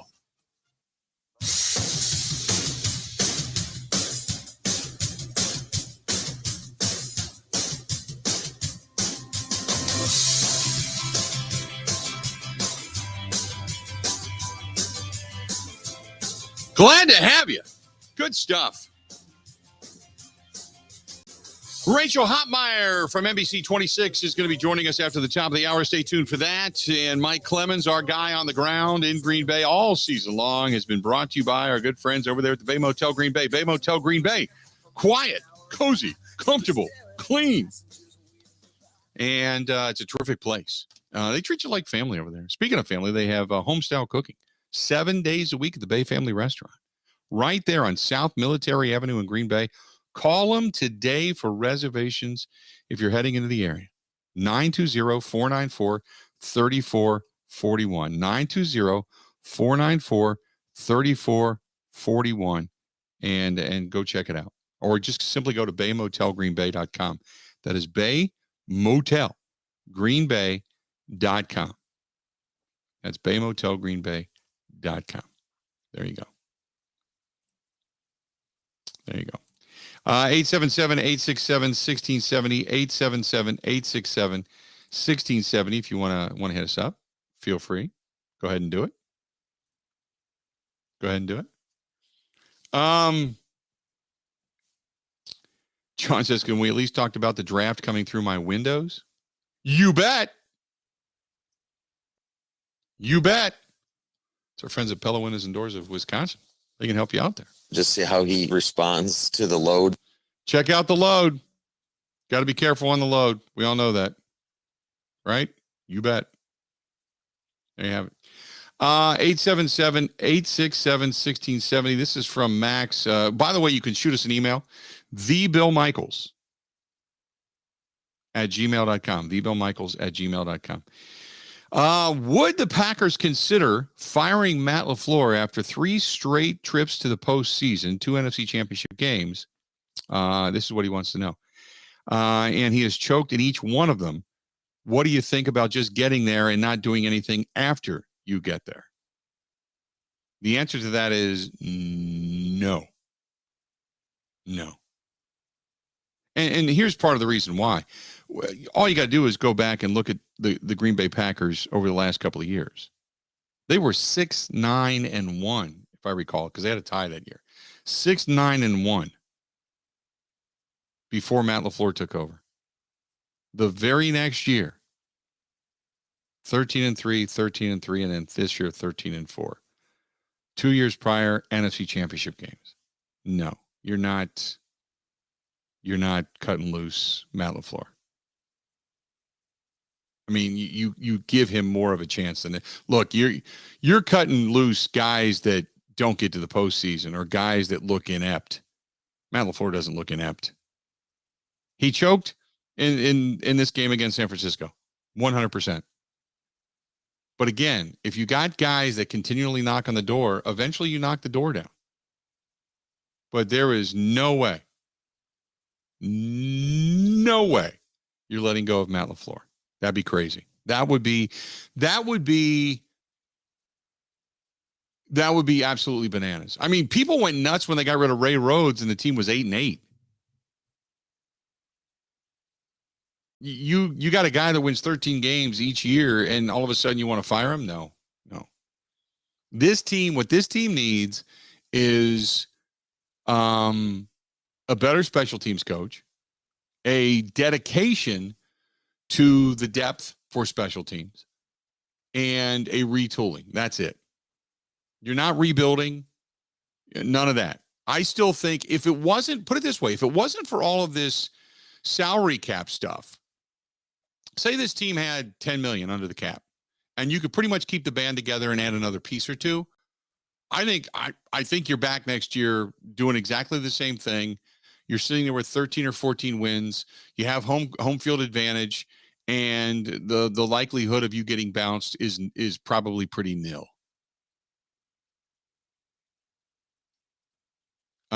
This is something that I have talked about, and I can't imagine it. But Al says, hey, Unit, do you think they will ever put a dome on Lambeau Field?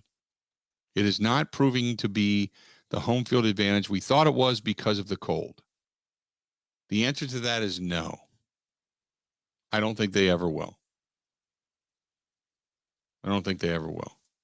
Couple callers yesterday that couldn't get through had that take and said Aaron Rodgers and the West Coast offense can't succeed in the cold, so they can't win until they build a dome. It is. It's an interesting take. No, I get it, because you look at a place like Detroit, you look at a place like Minnesota, but look at a place like Buffalo. Buffalo's a cold weather place. New England, so successful for so long, cold weather place. And they had a passing quarterback. They always had good run games, but they also had very good defenses and good leadership. You know, you can win anywhere if you have good players and good leadership. And, you know, first of all, it's way too expensive. It's way too expensive to put a dome on that stadium. And to heat it? No, you're not going to do that. You're not going to be able to put a dome on that stadium that would then be sealed enough to where it's heated, much like you're in Detroit or in Minnesota. You're not doing that. You're basically knocking down Lambeau Field and rebuilding it. I mean, I'm sure anything can be retrofitted, but no, that's not going to happen. Just not going to happen. 2 hours down, 2 hours yet to go. Rachel Hotmeyer, NBC 26, going to be here. Going to talk with her about the end of the season, get her take on all of this. Want to say thanks to our friends over there at Roberts Specialty Meats in Waukesha. Paul Roberts is fantastic, and I am heading down there today. I am considering the ribs on a stick. I'm just in the mood for some ribs. So I'm going to do the ribs on a stick, but he's your hometown butcher, man. Go to robertspecialtymeatswaukesha.com. That's robertspecialtymeatswaukesha.com. Great stuff down there. Whether it's the ribs or the Al Capone roast, he's got it all, man. Check out Robert's Specialty Meats. Hang in there. Rachel Hotmeyer, NBC 26 next.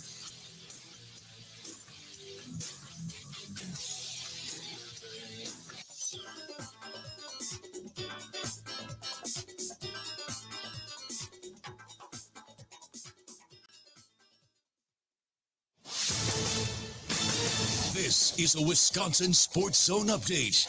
Well, Matt LeFluer says they want quarterback Aaron Rodgers back in the fold next year and beyond. That was the message from the Packers head coach yesterday during his season-ending press conference. We're hopeful that he'll be back next year, obviously. I mean, this guy has done so much for such a long period of time for this organization, for this city, for this team. And so I want to be respectful of his process, whatever he needs to go through to make the best decision for himself. And certainly we would love for him to be a Packer and be a Packer until the day he decides to retire. Rodgers has said he wants to make a decision prior to the start of free agency in March. The Packers have a ton of other decisions to make with players, including Devontae Adams, Devondre Campbell, and Rasul Douglas. What they do with those could impact Rodgers, as he says he doesn't want to be in a rebuilding situation. LeFluer says that won't be the case, assuming the quarterback returns. There's no plan for a rebuild. You get this close. Obviously, we won a lot of football games, and we know in order for there not to be that, he's got to be a part of this thing. So I don't think that's anybody's intention. Meanwhile, offensive coordinator Nathaniel Hackett interviewed for a second time with the Denver Broncos yesterday for their head coaching job. He's considered one of three finalists. LeFluer, that if Hackett moves on, he will promote from within to fill the spot. Want to save even more at Fleet Farm? Well, now you can with Fleet Rewards. It's free to sign up, and there's no credit card required. Using Fleet Rewards is easy. Earn points every time you shop. Plus, get exclusive member offers, birthday and anniversary perks, free tire rotations, and more. Download the Fleet Farm app or create an account at fleetfarm.com/rewards to start earning points today. Fleet Farm, proudly serving the Midwest since 1955. Well, the Wisconsin basketball team going to make their way to Nebraska tomorrow. It's where they'll take on the Huskers on Thursday. And the Bucks going to be in Cleveland tomorrow night to face the Cavs. With this Wisconsin Sports Zone Network update, I'm Zach Heilprin.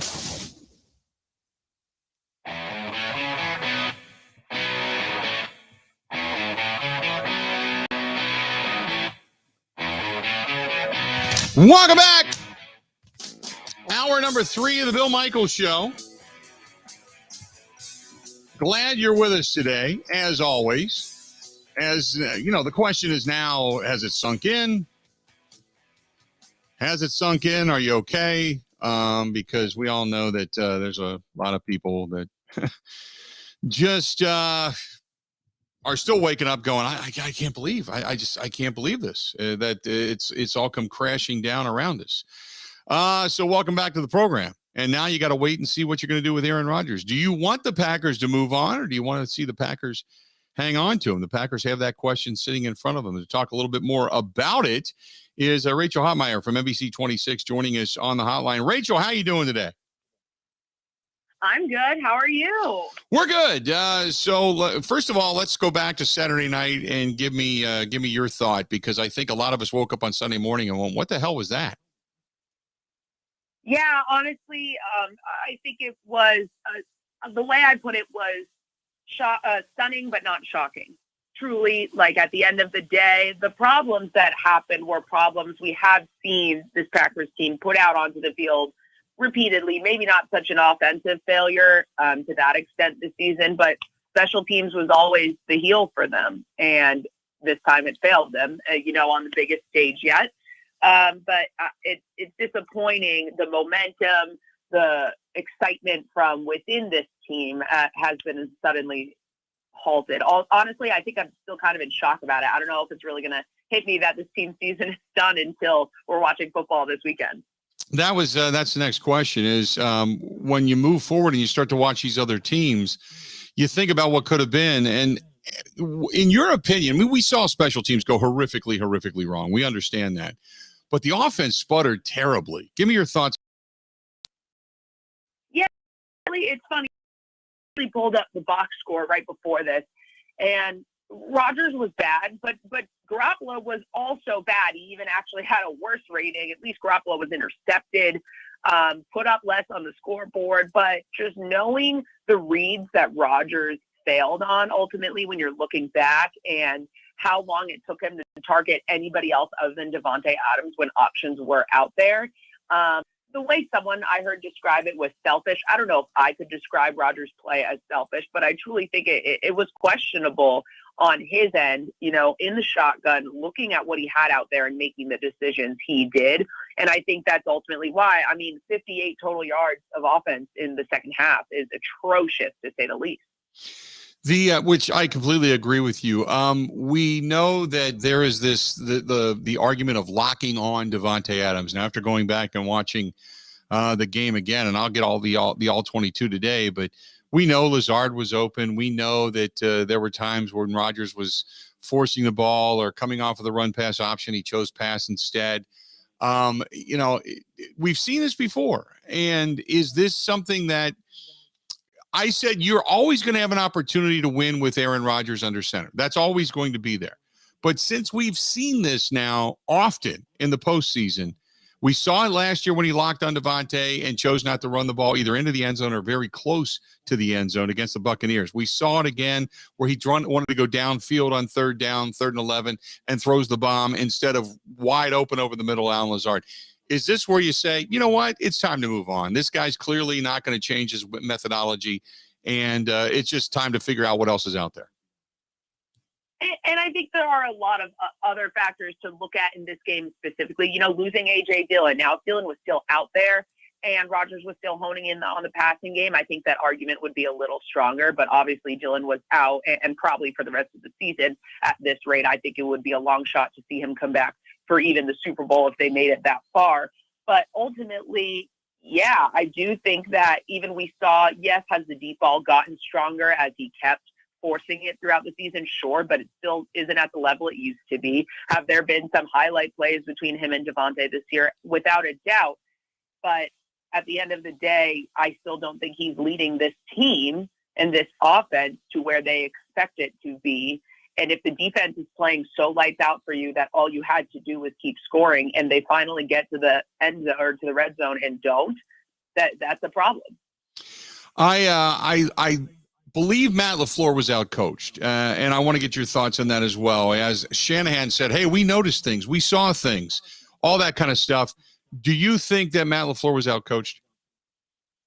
Yeah, I do. I truly do. I think some of that play calling was interesting, to say the least. And I do think ultimately when you look at 10 players on the field for that field goal, I do think that's beyond a special teams issue. I think that does fall on the head coach, and I think he was right to take responsibility for that, because consistent slip-ups that should be a very small checkbox that gets crossed off on every play, every down, are consistently happening. So the oversight isn't even there at the highest level. I do think the play calling was interesting. I can't say I would have called a better game. This is not my expertise by any means, but I do think for all the work they've put into creativity in the red zone, none of that showed up here.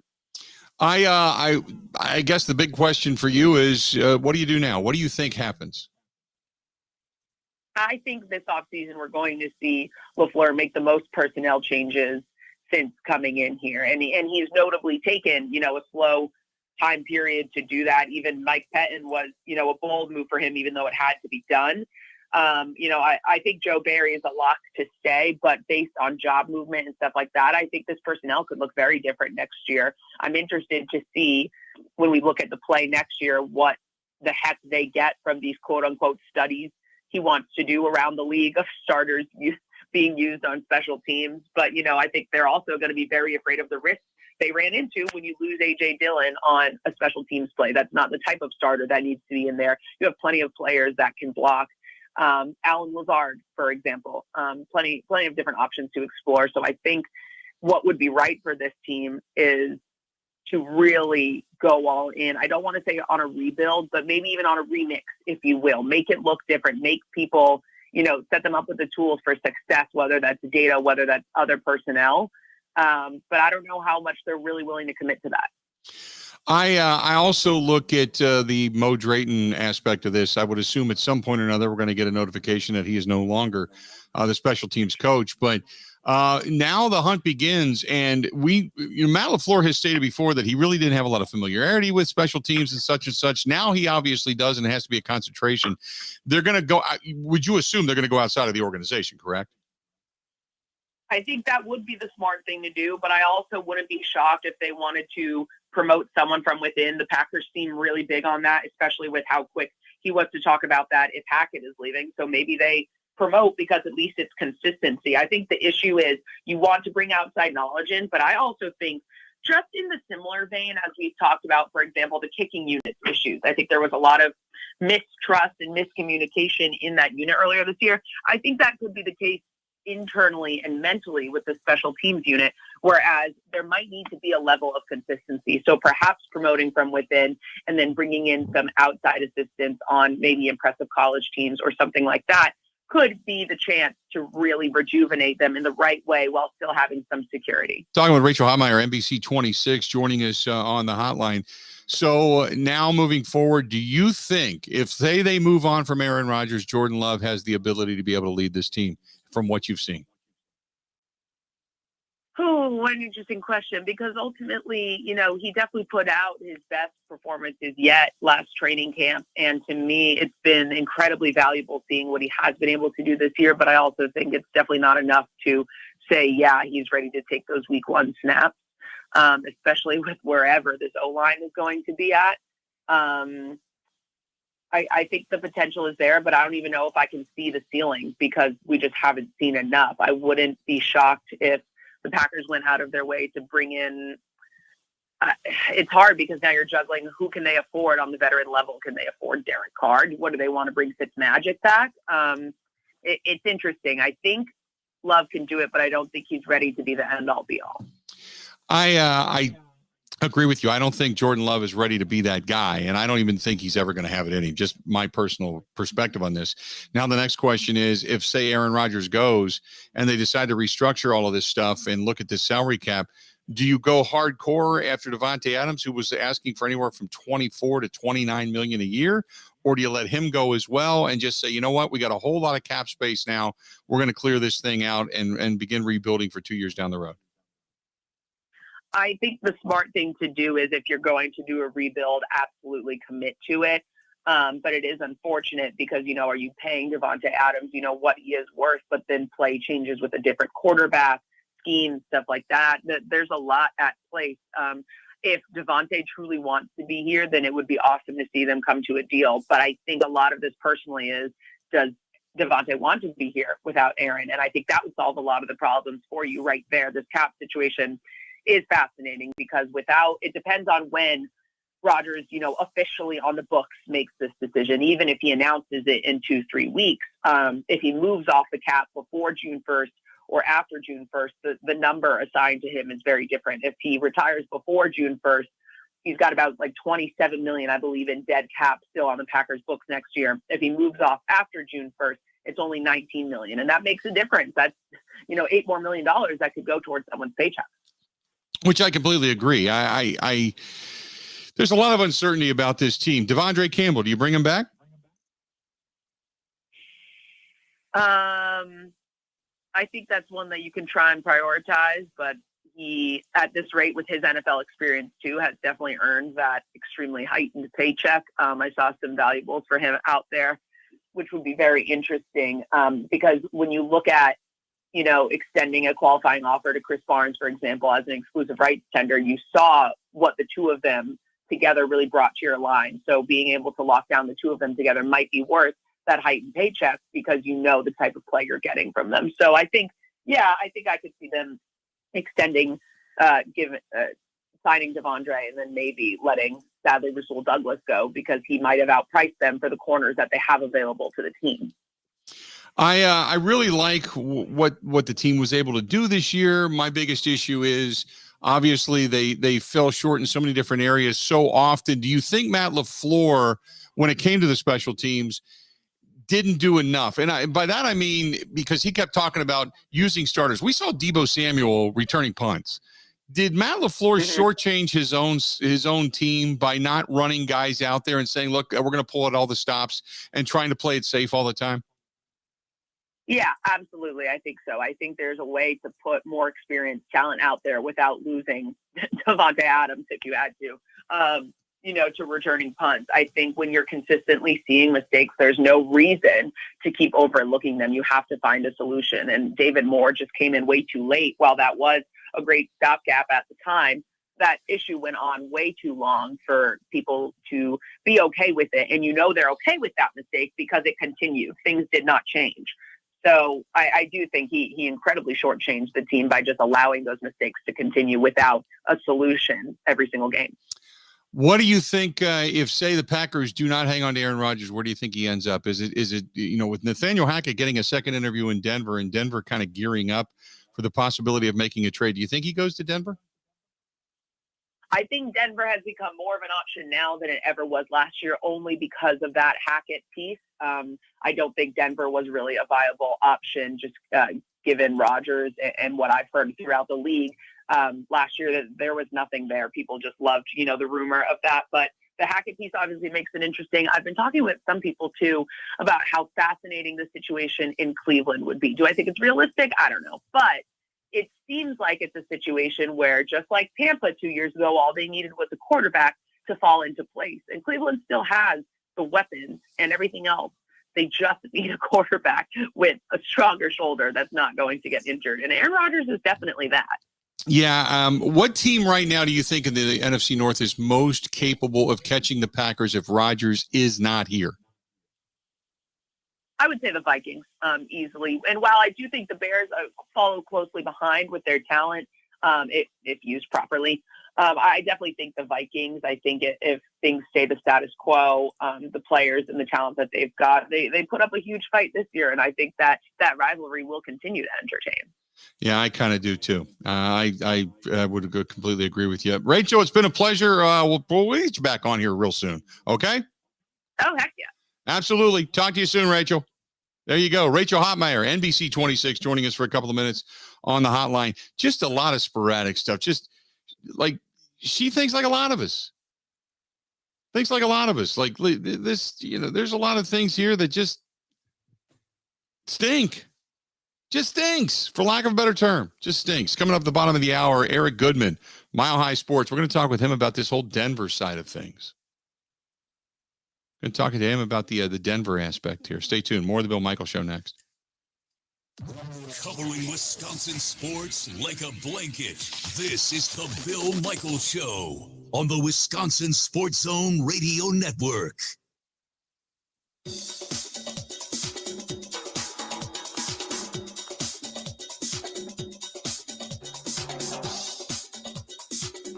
Bill Michaels will resume in 3 minutes.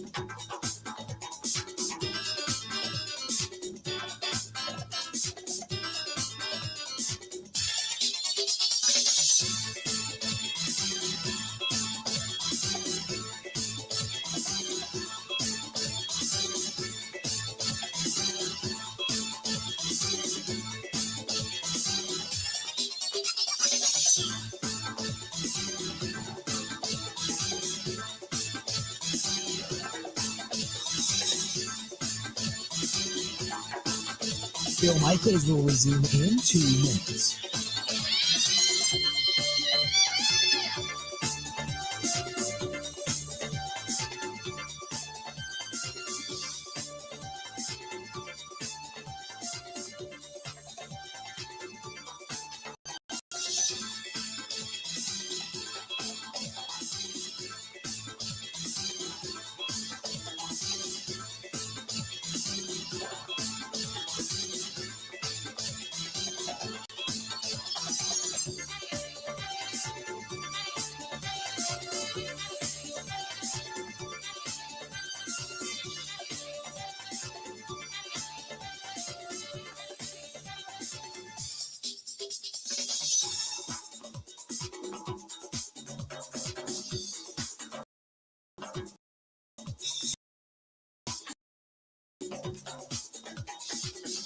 Bill Michaels will resume in 1 minute.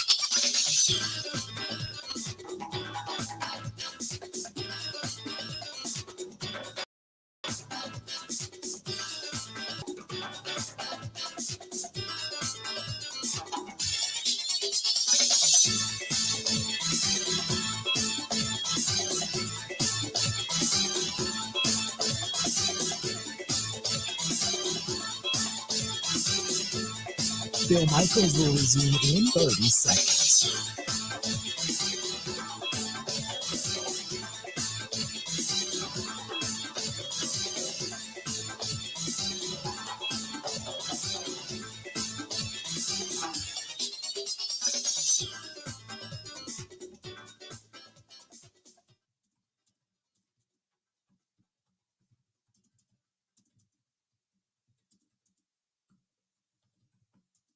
You got to hit it, bang it, rock it, put it in the pocket. Hit it, bang it, rock it, put it in the pocket. Said, hit it, bang it, rock it, put it in the pocket. Put in the pocket. How we looking? Glad to have you. 877-867-1670, 877-867-1670. Want to hit us up? Feel free to go ahead and do so. Dana says, do you think there's a better chance that Rodgers may stay because he was embarrassed by his own performance? That's a great question. I kind of doubt it. But, you know, he uses all kinds of different things as you know, kind of the chip on the shoulder, if you will. I can't imagine him coming back for that reason. Let's put it that way. I can't imagine him coming back because of that. But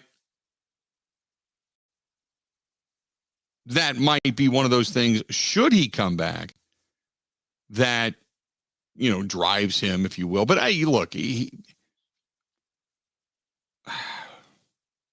don't think he returns to Green Bay because of that. I think he returns to Green Bay because it would be then the right fit. You know?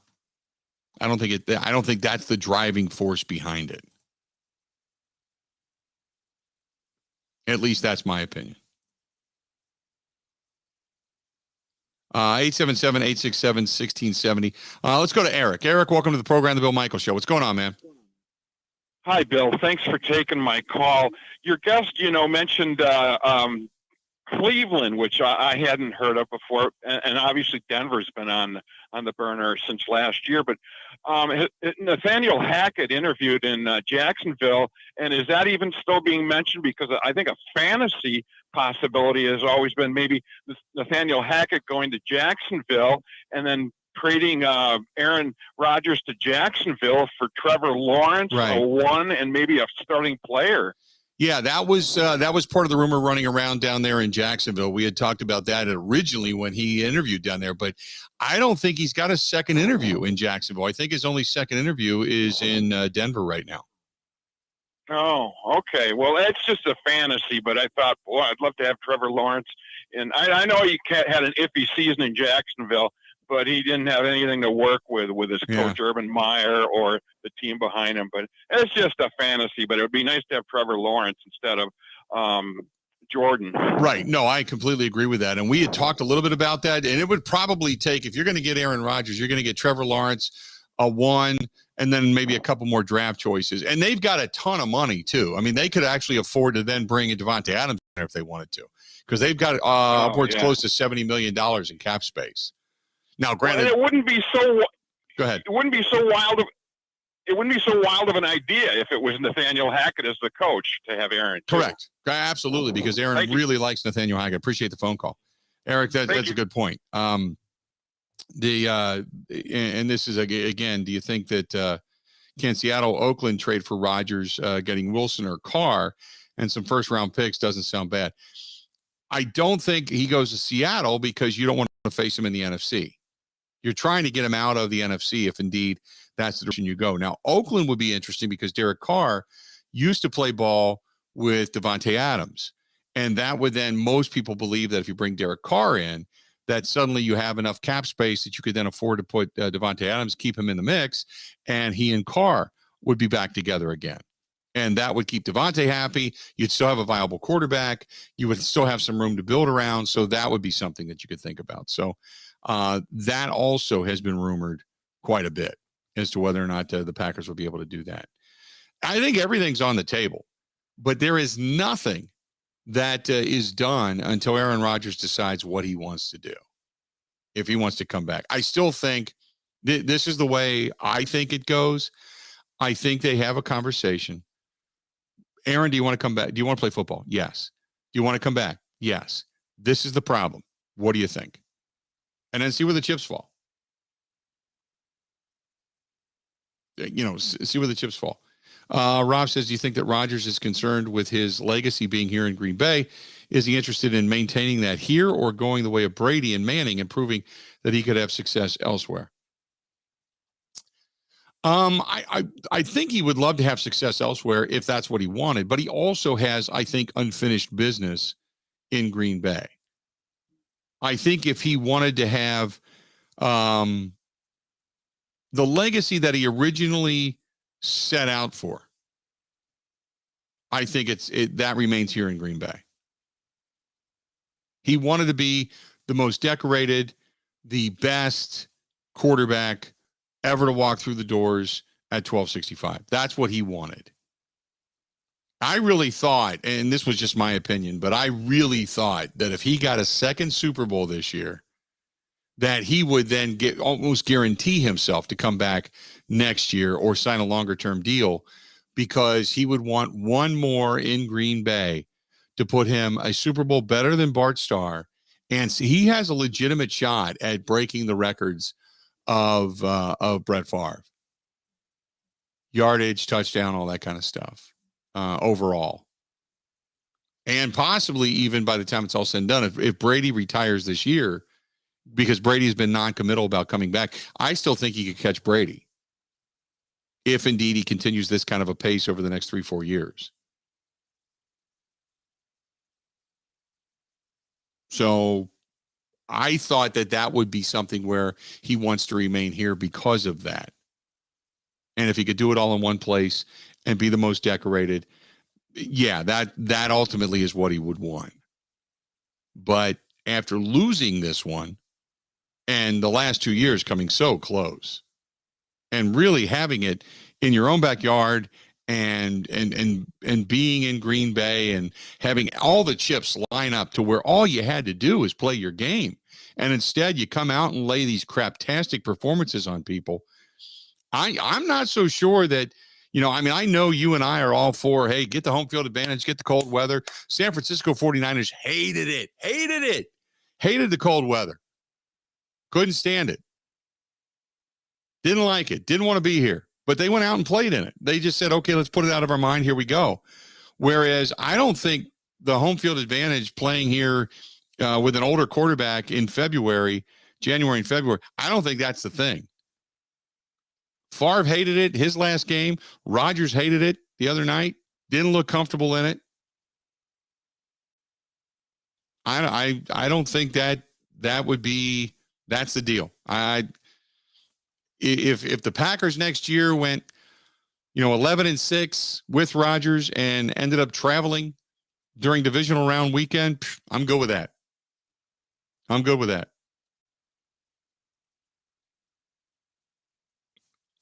This was Rodgers, by the way, last year after the NFC Championship loss, in 2019 after the NFC Championship loss, talking about how it's going to be just different at Lambeau. I've said this before, we got to get one of these at home. It's a different ball game. It's different, playing in 20-degree weather and snow, cold and wind is a different type of game than playing here. That was Aaron Rodgers talking about wanting to get the games at home. So he's got his wish. Well. Got his wish the last 2 years. Both have been, the team has lost, but he has not played well. So there's all of that stuff is coming out this weekend with Aaron Rodgers saying, hey, I'm going to make the San Francisco 49ers. Sorry, they didn't draft me. That didn't age well. That comment that we just heard, that didn't age well. So there you have it. 877-867-1670. Hang in there. Hang in there. Got a lot more. We're going to talk with Eric Goodman. Mile High Sports. Get the Denver Broncos perspective on all of this. Coming up next. Ready? This is the Bill Michaels Show on the Wisconsin Sports Zone Radio Network.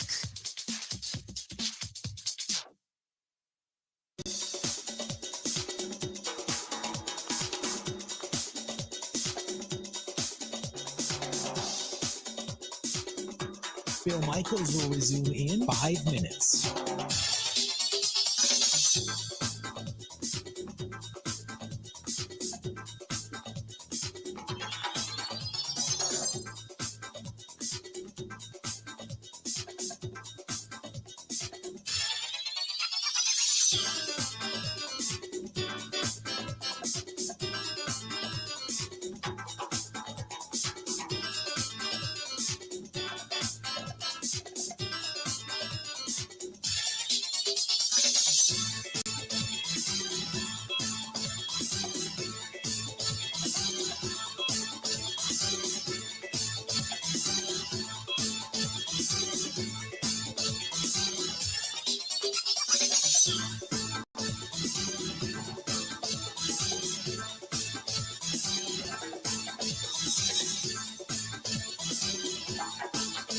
Bill Michaels will resume in 4 minutes.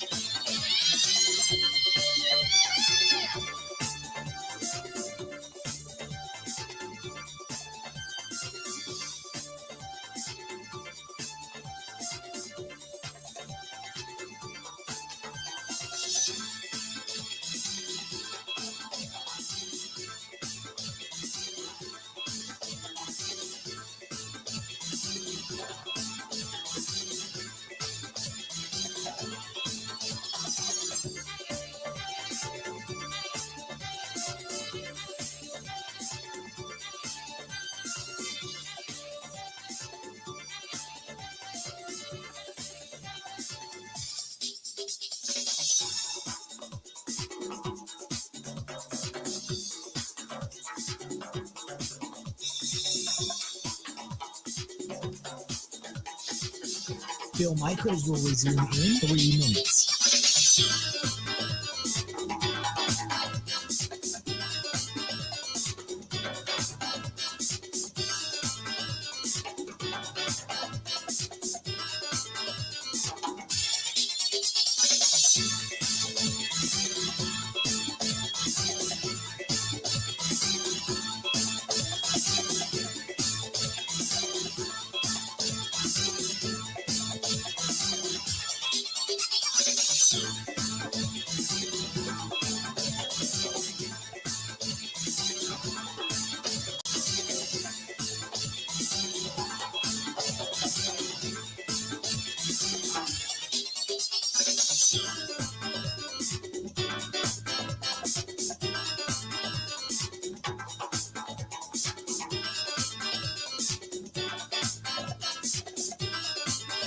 Bill Michaels will resume in 2 minutes.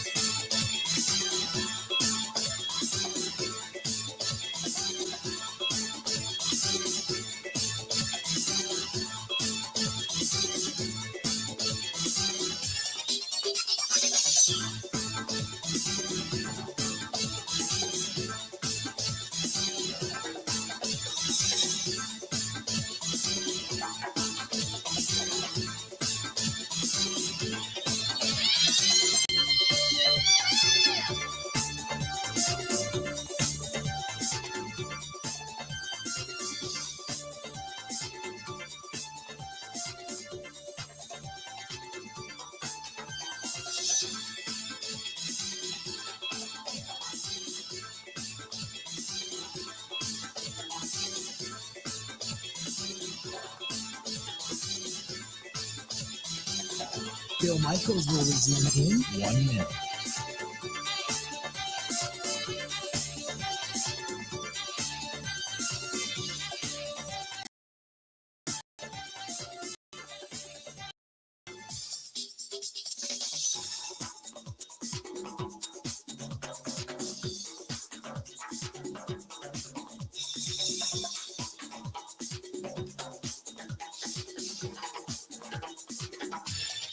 Bill Michaels will resume in 30 seconds.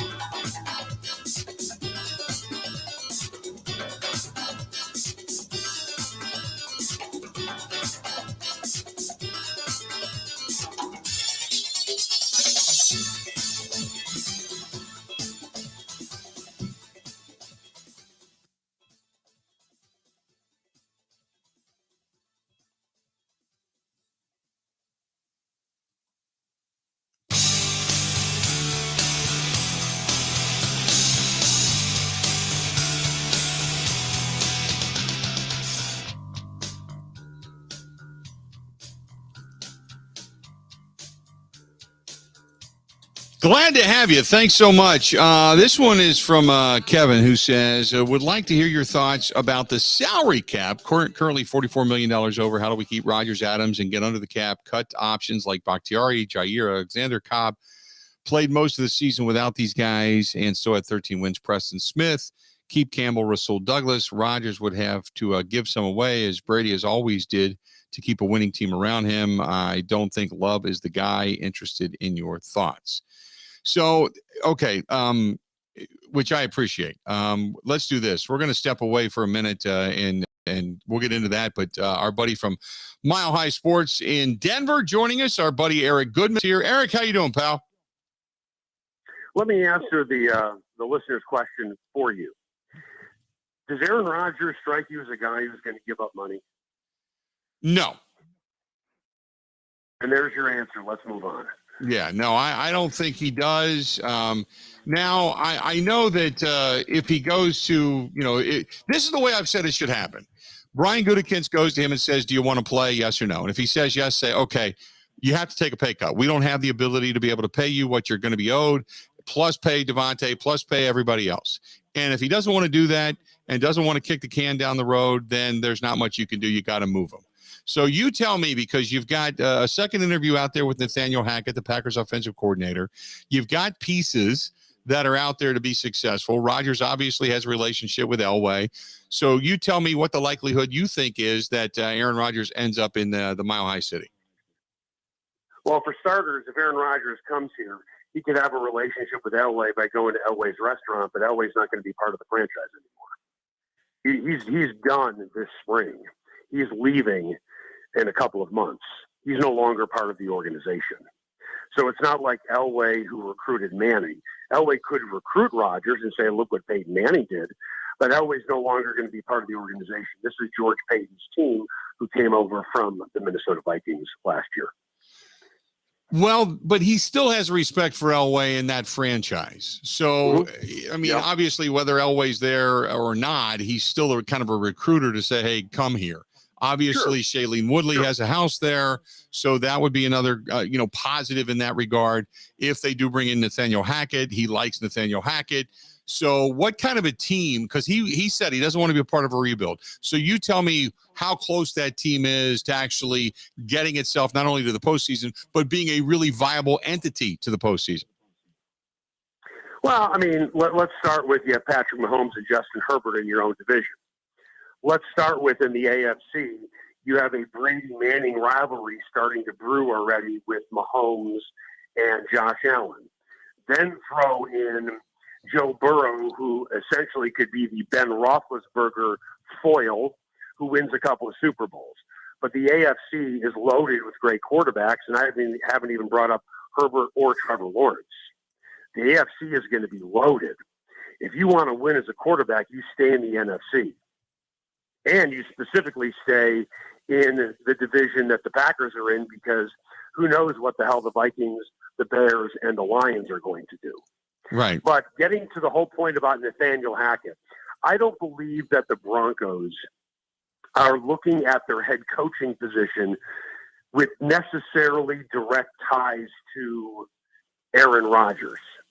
If Rodgers says, I want to go to Denver, and the Packers agree to a trade before they hire a head coach, but you have to hire Hackett, then I think the Broncos make that move. But listen, you have forgotten more about the Packers than I know. But I don't know if you have brought this up on the show, but this is what I've been told by other people. Rodgers' relationship isn't necessarily with Hackett or with LeFluer. It's with Getsy. Getsy, I've been told, is his guy. Rodgers wanted LeFluer to bring Getsy back. It is my understanding that Getsy played a strong role in Devontae Adams' growth as a player. So I think that Getsy would be the smarter hire as an offensive coordinator than Hackett as the head coach. Which I could understand that. I could see that. He does have a great relationship. He has talked about Nathaniel Hackett at length to where how much he likes him and what he thinks of Nathaniel Hackett. So it would not be out of the realm of possibility for him to say, hey, look, I wouldn't mind going in that direction because of this. So that I understand. Sure. But I just don't know what Rodgers, I don't know how to put this. I don't know what Rodgers is thinking about legacy, what he's thinking about career move, if he's thinking grass is green. You know what I mean? I don't know specifically what he's thinking in that regard, whether or not he would want to go somewhere else. Well, there are three options for Aaron Rodgers. Retire, which I don't think that would surprise anybody. Play for another team, or go back to a Packers team that, for lack of a better phrase, is going to have to be gutted because of where they are with their salary cap. And you said it leading into me. How many guys are you going to have to cut? Right. How many guys are not going to be part of that organization? And if you say to Aaron Rodgers, hey, looking at our salary cap situation, we can bring you back, but we can't bring back Bakhtiari, what do you think Rodgers' answer is? Yeah, I'll probably move on. Mm-hmm. Right. He likes his guys. I mean, shoot, if Kumaro could be part of the team, maybe he stays with the Packers. You could get him for nothing. Correct. So, no, I completely get it. So, but I want to bring something up that I saw. There are a bunch of Wisconsin journalists, or at least one specifically, who wrote this, and I think it was over the weekend. And this is a be careful what you wish for. I think I've told you in the past, my father is a huge diehard Packers fan. Grew up in Milwaukee, and there was an article in the Sentinel Journal. That's the paper. Is that correct? Yes, correct. Okay. About, hey, trade Rodgers and all these draft picks and build your defense. Be careful what you wish for, because the Broncos have missed the last 6 years of making the playoffs because that was their philosophy. That was their philosophy. Right. We'll build our defense, and whoever our quarterback is our quarterback. And they have not been competitive for at least the last 3 years. But if you even look at the history, it doesn't make any sense. If you look at the Baltimore Ravens, when they had that historic defense back in like 2000, 2001, they won a Super Bowl and didn't make it to a conference championship game with essentially that same defense until Joe Flacco came on board. When you have the historic Tampa Bay defense, they didn't win a playoff game following that Super Bowl win until Brady won one last year. They didn't win a playoff game, and they went to the playoffs twice, even though they had that historic defense. I don't need to go on about the Bears. People in your community know all about the 85 Bears and what they did after. Then you look at the Seahawks.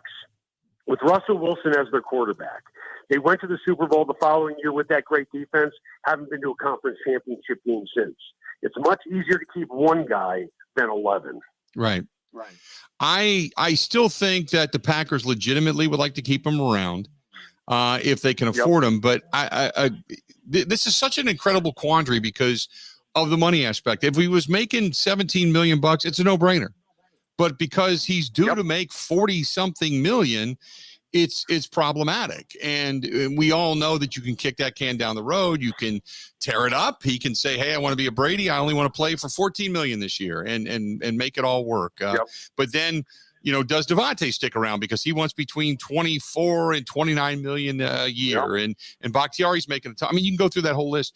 I just don't know what is going to give Rodgers a better opportunity to, one, win, to because of the division, and to two, he's got this legacy that right now he had success in 2010 and has not had success since. In the last 2 years, you can talk about other NFC championship games. I mean, the one in Atlanta, they had no business being there to begin with. He kind of willed them there. And then the one in 2014, there were so many things that went wrong outside of Rodgers' control. That was the team. But the last 2 years, they were kind of like due in part by him, not running the ball into the end zone and locking on Davante Adams again the other night and throwing the ball, forcing the ball to him almost at will. So in all those different aspects, those are kind of on him. I wonder if it's just either one, to hell with it. I don't want to be in the cold. I just want to retire. I want to go off and preach my politics and go be myself somewhere else. Or if I'm going to come back, this is where I want to play, because he's always wanted to be a Super Bowl better or equal to Bart Starr and record-wise better than Brett Favre. I just wonder if that legacy will keep him tied to Green Bay. You know what I mean?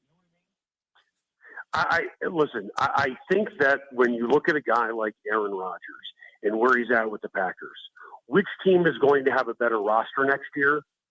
The Packers or the Broncos? The Broncos, I don't want to – it's such lazy analysis to say you're a quarterback away, specifically when you have Mahomes and Allen, Burrow, and Herbert all in the AFC. Because we saw what happened in that Bills-Chiefs game, how important the quarterback position is.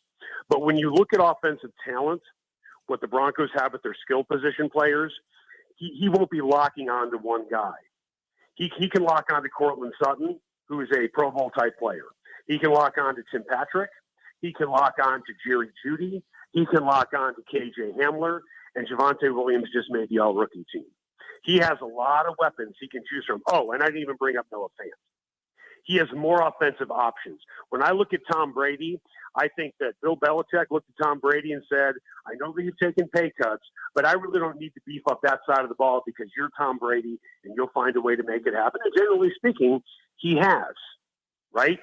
And I know what you're saying about Davante Adams, where you lock onto him. I was listening to your show earlier where people are saying, well, he locks onto him too much. So what? I think Joe Montana locked onto Jerry Rice a lot, and they had some pretty good success. But to your point, Davante Adams is Aaron Rodgers' whoopee. He's his safe blue blanket when he needs something to be done. But at the end of the day, in a NFC that really hasn't been overly strong, they still haven't gotten it done. They have more weapons here for Aaron Rodgers. Just like when Tom Brady went to Tampa last year, he finally had some serious offensive weapons in Antonio Brown and Gronkowski. And I understand Brown's a problem and Gronkowski's old, but they also had Evans. They also have Godwin. They had more weapons for him. And look what he did. And ironically, they didn't even win a Super Bowl because of their offense. They won a Super Bowl because they shut down Patrick Mahomes defensively. Real quick before I let you go, who is, in your opinion, the front runner to get the job there in Denver? I think right now it's Dan Quinn. I'm not as high on Hackett as everybody else is.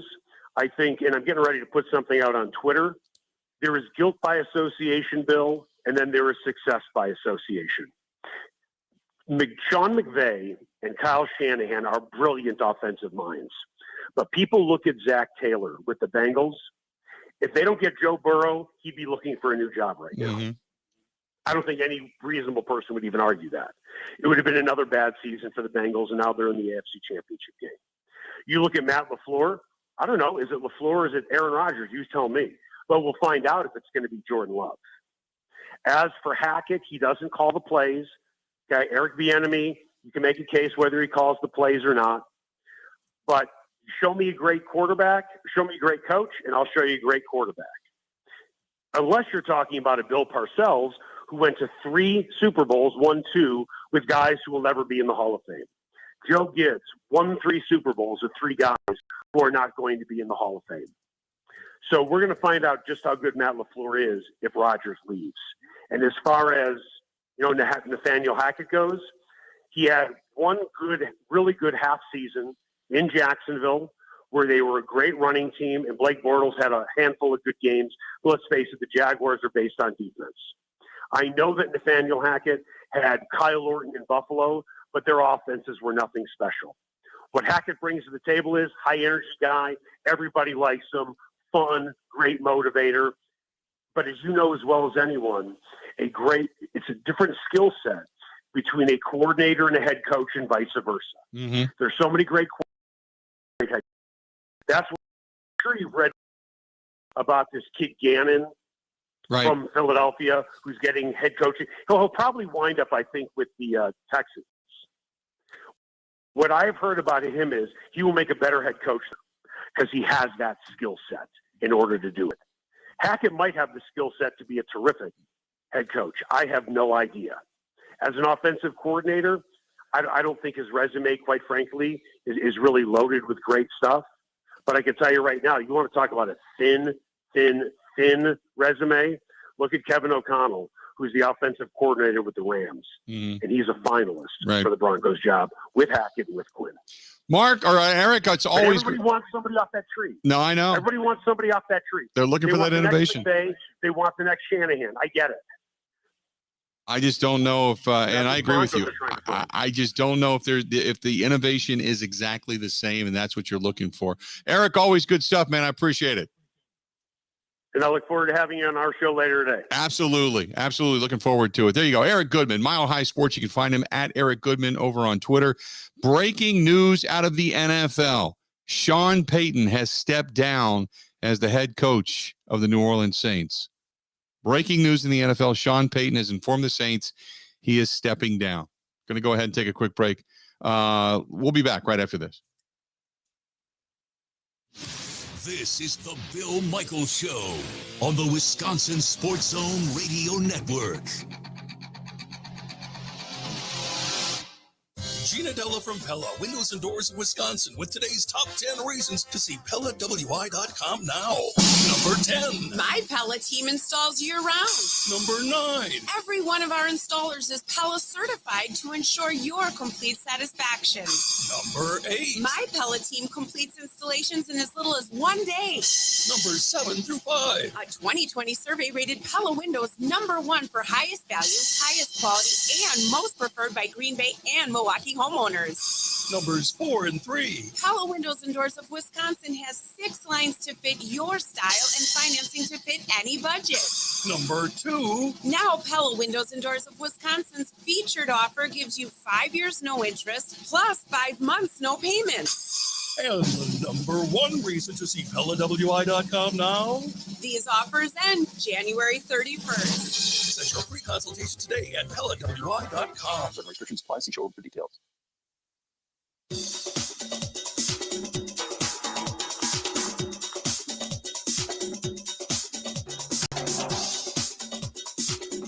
Bill Michaels will resume in 3 minutes.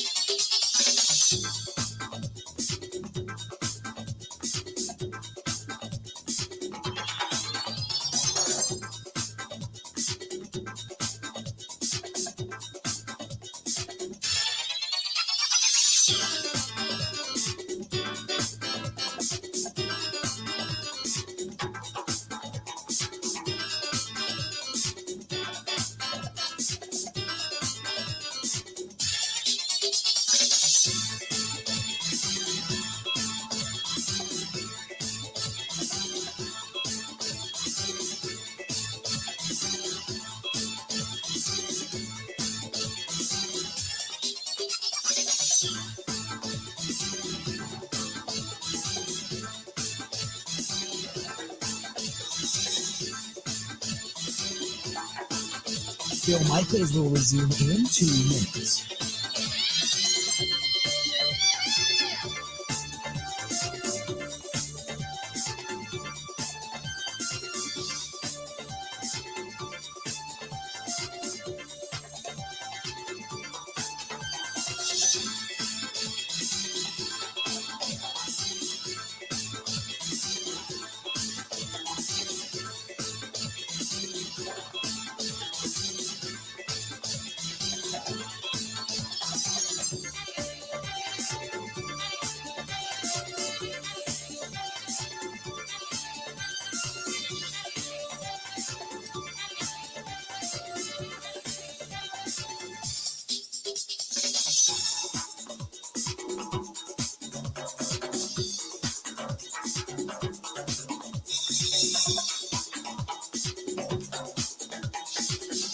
Bill Michaels will resume in 1 minute.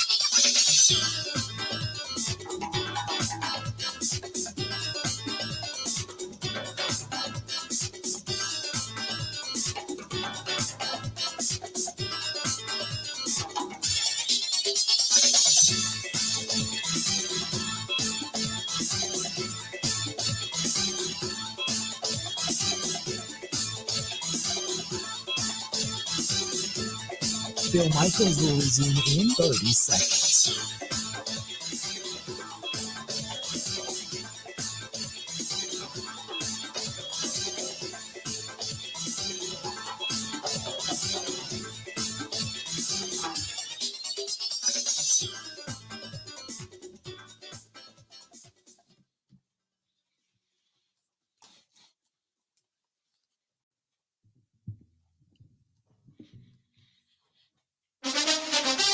Now, in Green Bay, here's Mike Clemens. The Packers players cleaning out their lockers. They met with coaches and said goodbye to teammates yesterday at Lambeau Field. As many as 13 players will become unrestricted free agents. Can the defense still be good next year? Linebacker Rashawn Gary. Yeah, my confidence in the defense and the guys that, we have and that I know that's coming back is, everybody know the standard. Nothing's going to change from this year to next year. The only thing that's going to change is us improving what we need to improve on and getting better and needing to finish where we need to finish. Packers running back A.J. Dillon had to leave the 49ers game Saturday night after suffering a hit to the chest on special teams. Yeah, I ended up fracturing one of my ribs. It was tough.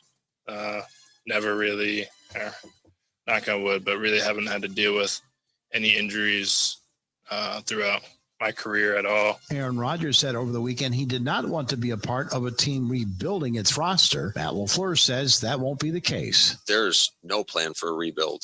You get this close. Obviously, we won a lot of football games, and we know in order for there not to be that, he's got to be a part of this thing. So I don't think that's anybody's intention. That's Packers head coach Matt LeFluer in Green Bay. I'm Mike Clemens on the Bill Michaels Show.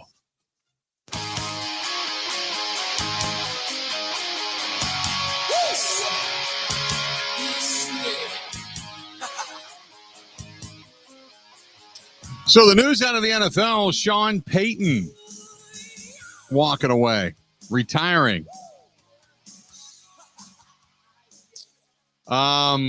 It's shocking in the sense that you didn't see that coming. There was no hint that, this might be the end of my career. However, when you think about it, they are beyond salary cap jail. I mean, beyond it. Big time. They don't have a quarterback, first and foremost. So you look at the Saints and you're like, oh, okay, you kind of get it because you got to search for a quarterback. But in addition to that, going into the season next year, they are $72 million over the salary cap. I mean, beyond over the salary cap. So, and they've got, I don't know what they're going to do to field a team next year. So maybe he just didn't want to be a part of that. But Sean Payton announcing today he is retiring.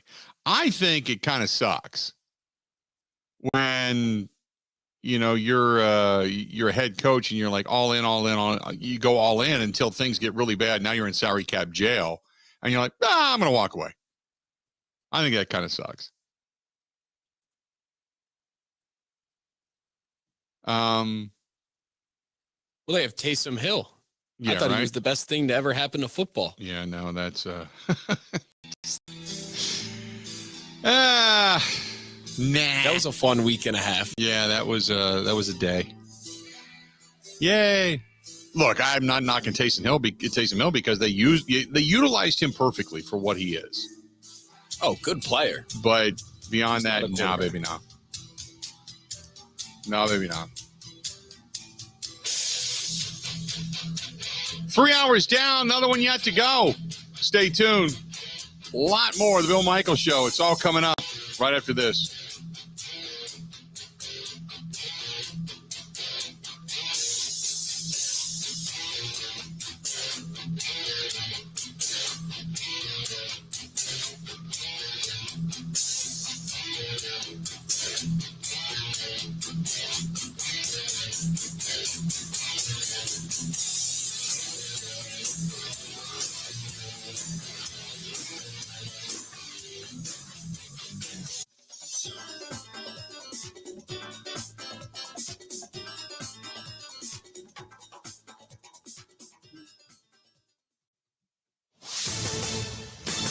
This is a Wisconsin Sports Zone update. Well, the Packers have won 4 in a row. That's after holding on for a 24-22 win over Cleveland last night. Aaron Rodgers threw for 3 touchdowns, including 2 to Devontae Adams. His first went to Allen Lazard, and it broke Brett Favre's team record for touchdowns with 443. Adams caught 10 passes for 114 yards. He now has more than 100 catches for a third straight year. First player in franchise history to do that. The defense allowed 219 yards on the ground, but also had 5 sacks, 4 interceptions at Baker Mayfield.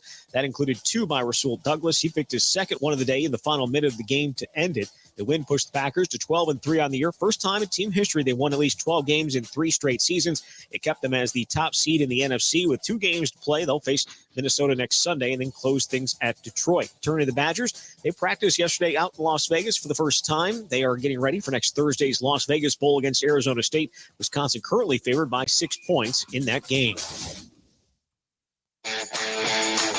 Want to save even more at Fleet Farm? Well, now you can with Fleet Rewards. It's free to sign up and there's no credit card required. Using Fleet Rewards is easy. Earn points every time you shop.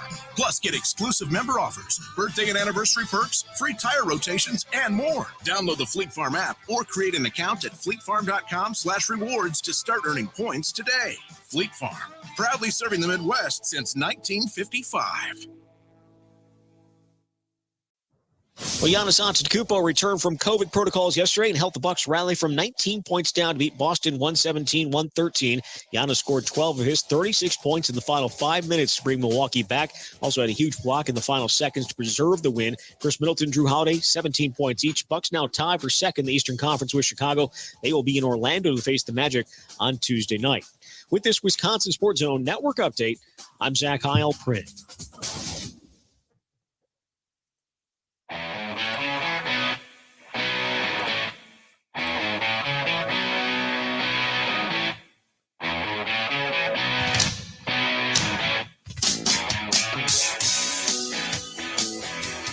Glad to have you.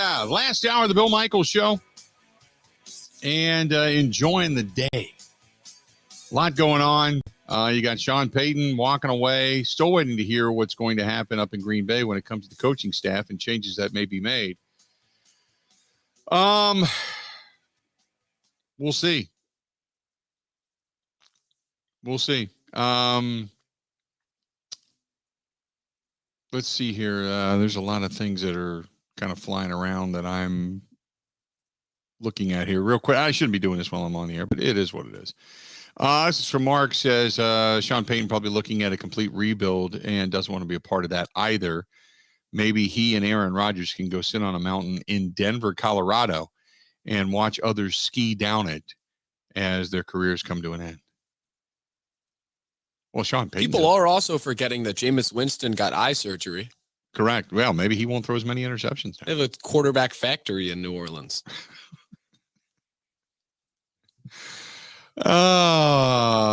Chris says, who you got in the Super Bowl? I have the Chiefs and the Rams. That would be the likely pick. The Cincinnati and the 49ers, both somewhat underdogs, but neither expected to be there, by the way. Neither. I think, what's the over and under on Joe Burrow getting sacked in this coming game against the Chiefs? 6? I would say 6, 5 or 6 at least. That offensive line of Cincinnati sucks. Big time. By the way, Tom Brady says his family now will play a big role in deciding his future. Robin says that Sean Payton's going to end up going to Jerry World. Big Mike's going to be out of a job. I don't think so. I don't think it's going to go that way. I mean, I could be wrong, but I don't think it's going to go that way. I think he's walking away and he's done. It would be kind of cowardly if he did that. Right? If he did it just because he thought, you know what, this is terrible. The whole situation with the being what it is, and I'm going to walk away. Oh, by the way, I'm going to go to Jerry World. No, that would be terrible. That would be just a horrible, horrible look.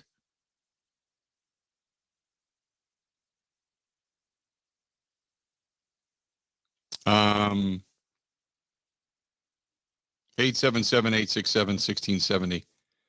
If you want to hit us up, 877-867-1670. So, Ian Rappaport said he's stepping away, but he's telling, according to Ian Rappaport, others are saying it's a retirement, that he is walking away. He's retiring. So it's all over now.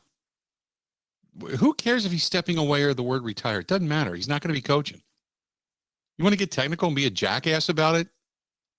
God, I hate people like that. He never said that. Shut up. 877-867-1670. The Bears are closer to their head coach, by the way. They're talking about the possibility of Caldwell being the next head coach down in Chicago. Wait and see what happens there. And Jason says this roster in Green Bay is going to look a lot different next year. Without Aaron Rodgers, there is no guarantee they're even going to end up in the postseason. Welcome to the 80s. We don't look. I hope Jordan Love is a quality quarterback. I don't think he is, but I hope he is. If that's the direction this team ends up going, I hope he is. But I just don't think so. I just don't think so. Speaking of games that were played this past weekend and who belonged there and who didn't, the Bucs-Rams game. Think about this for a minute. The Buccaneers and the Rams. It was the most watched NBC sports game since NBC Sunday Night Football package debuted in 2006, excluding the Super Bowls, of course. It was up 47% from last year's divisional playoff game between the Ravens and the Bills when 27.2 million viewers were tallied. So the game the other night between the Rams and the Buccaneers, the most watched game, 40 million people. 40 million people. I'll tell you right now. That is just an emphatic stamp that, yes, indeed, the NFL just continues to reign supreme. Just continues to reign supreme, big time.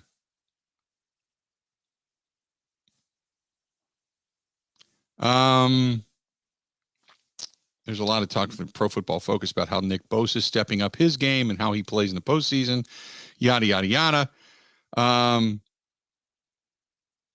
Fox Sports saying that Sean Payton has, quote, stepped away, a.k.a. retiring. That's the big news of the day. The stepping away portion is a verbiage that's being used. Now, we'll see if he decides at some point to come back. But the new Bears GM, Ryan Poles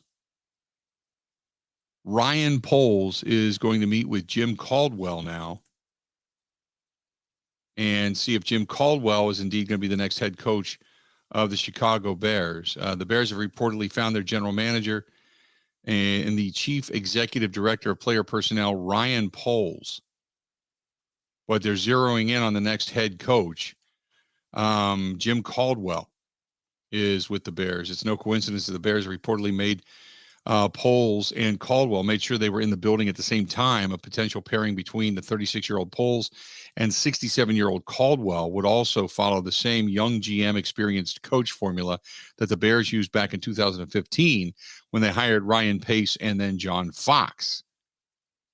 If Caldwell is hired, it's going to be the third time leading an NFL team. He was the head coach for the Colts and the Lions over his 7 seasons leading those teams. He had a 62-50 record and only had 2 losing seasons versus 5 winning seasons. Caldwell's teams also had finished 2-4 in the playoffs, losing their first game 3 times. His 2009 Colts won the AFC Championship, but lost to Drew Brees and the Saints in the Super Bowl. And Caldwell does have 2 Super Bowl rings. He won one as an offensive coordinator with the Ravens and another as an assistant head coach with the Colts. They beat Lovie Smith's Bears at the time, remember. In addition to Caldwell, Colts defensive coordinator Matt Eberflus and the Cowboys defensive coordinator Dan Quinn have been linked to the Bears head coaching job as well. But the Bears have reportedly found their new general manager. So there you go. So do we make the jokes about the uprights, or should I just do it? Just about the polls? Yeah, you can do that. The double doink going on? Sure. I don't have it on my drop board, but it's Al Michaels saying, "Oh, he hits the upright again." He hits the upright again. Oh, my goodness. There you go. 877-867-1670. So there you go. The Bears reportedly have found their general manager, and they're closing in on Jim Caldwell as possibly their next head coach. And that, you know what? That's not a bad hire. It's not a bad hire.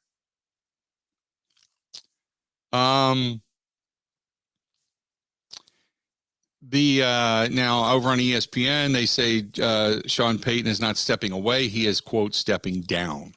He is walking away. Now, he's nothing to say he will not coach again because he's not calling it a retirement, but he is stepping down as the Saints head coach. He is moving on. The first person to report it, someone named Nick Underhill, who covers the Saints at New Orleans .football in New Orleans, said Sean Payton is retiring. He was the first one. He was to the first report one it. to report it. Okay, there you go. ESPN Steve says, "Wow, has Elliott Wolf fallen out of favor?" Didn't Elliott Wolf interview for the GM job over in Minnesota? Correct me if I'm wrong. I think he interviewed over in Minnesota for the GM job. But remember, he was the hot commodity for a long time, where people were talking about him. They wanted to see him, go to all these different places, and he was going to be, and I don't know, maybe he just doesn't interview well. I couldn't tell you. But you're right. He has dramatically fallen out of favor. Because you would have thought by now that he would have a GM job somewhere, right? And just has not had it. He ended up going with Dorsey over to Cleveland, and you thought, okay, that was going to be the stepping stone. And then when they let Dorsey go, I thought, okay, that's going to be the natural progression that Elliott Wolf's going to take up. Nope. Nope, not at all. And I think, if I'm not mistaken, that didn't he interview for another job, Elliott Wolf? Wasn't he on the list for something else? Was it Vegas? If I'm not mistaken, I think he was with Vegas. So anyway, but Elliott Wolf's still floating around out there. But he is kind of falling out of favor as well. A lot of stuff going on right now in the NFL world. Some breaking news there. Going back to the Green Bay Packers, this one is from India, who says, I think that the Packers need to find their quarterback via trade. They're not going to find one in the next couple of years in the draft. The trade is the only way to go. Find a good young quarterback, make a deal to send Rodgers elsewhere. Does Rodgers have a full no trade clause, or does he have only a few teams? I don't know the specifics. The only thing I can think of is that, he said, Sean says Wolf interviewed in Chicago as well. The only thing I can think of is that if he just didn't like the circumstances, he has the ability to walk away, he can retire. And then the Packers don't get basically anything for him. Unless the deal's done, and then he goes into training camp and then decides to say, you know what, I'm done, I'm going to retire and walk away, he would really be leaving whatever team he would be traded to in the lurch once the deal is done. Man, I couldn't imagine him. Boy, that would be the ultimate Jag move, wouldn't it? Get into training camp and then walk away. But Rodgers is Rodgers. Who knows? 877-867-1670. If you want to give us a shout. Should the Packers trade Jordan Love to the Saints for Taysom Hill? You're crazy. Your call's next. 877-867-1670. No, you're not bringing Taysom Hill back. No. Stop. Who says no? No. All the Packer fans are thrilled. No. He can play special teams. Ain't happening. He'll be your Swiss Army knife. And he can be your quarterback, and he can be your quarterback and your returner and your gunner. And your gunner, and he could block. Oh my God. No. Rodgers is happy because Love's gone. Yeah, that's not happening. That's not happening. Oh man. You're right. The NBC affiliate in New Orleans also saying that he is stepping down and retiring. So there you go. And this is from Harry, who says, I would love to see Aaron Rodgers for 2 more years. Do you think you could guarantee him some money and therefore then walk away? I don't. What would you pay Aaron Rodgers that you're going to guarantee the money? Because if you're going to guarantee the money for 2 years, unless you just said, hey, Aaron, this is what your contract is. You're supposed to get 40-something million next year. Give us another 2 years on that deal. So we'll make it a 3-year deal, but give us the ability to just spread out that for no more money, basically. Just give us 3 years for that amount of money, guaranteed. For another 45 million or whatever it is, 48 million. Yeah, I don't think he's going to do that. That would be the equivalent of taking a pay cut, because then you could spread that out, that 40-something million over 3 years. And oh yeah, that would really save you a lot of money and take you out of salary cap jail. He would still get over 40 million bucks for 3 years, guaranteed. And that would guarantee the fact that he could play in Green Bay for 3 more years. I mean, yeah, you could do that, just extend it out, but I don't know if he would do that.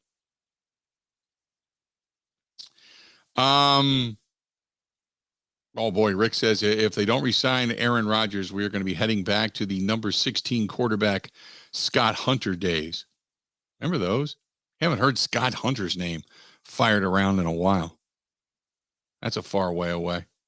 877-867-1670. This portion of the program brought to you by our friends over at New Mel Medical. Now, New Mel Medical have been treating guys for a long time. And they've been doing it. They were the original, and they've been doing it better than anybody. 98% success rate at New Mel Medical, treating guys with ED. So all you got to do is call them, stop in 414-455-4451, 414-455-4451. Give them a shout. And if you got low T, if you're looking for more energy, better mental clarity, better mood, more stamina, they can help you out there. How about the all-in-one weight loss program? They can help you out with that as well. And start losing the poundage going into 2022. You know T-shirt season's right around the corner, so you might as well give them a call. Again, 2 locations, all in the state of Wisconsin, but 1 phone number, 414-455-4451. That's 414-455-4451. That's the New Mel Medical Center. More of the Bill Michaels Show is next. Covering Wisconsin sports like a blanket. This is the Bill Michaels Show on the Wisconsin Sports Zone Radio Network.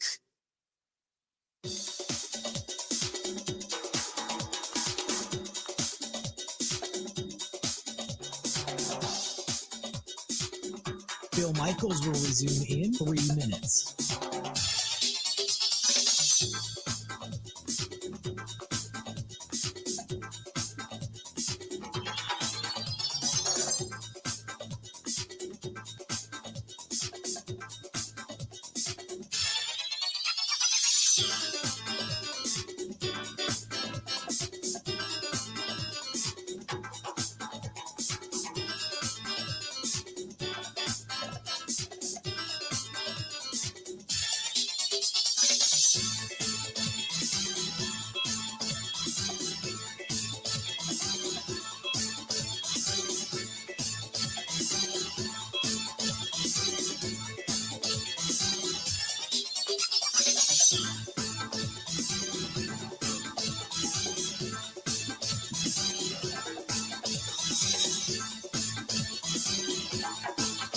Bill Michaels will resume in 2 minutes.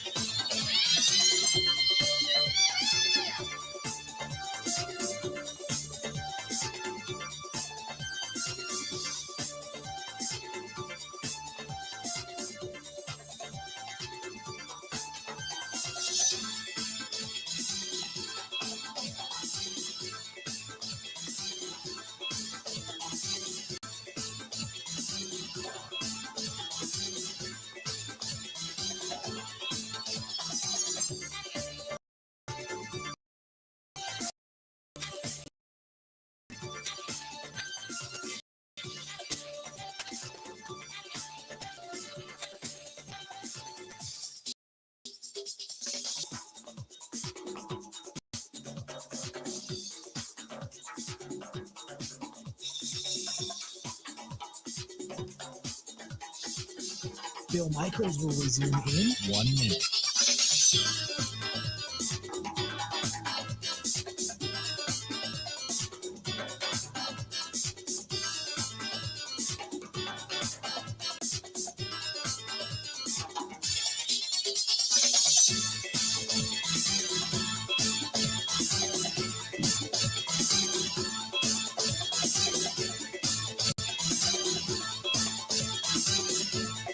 Bill Michaels will resume in 30 seconds.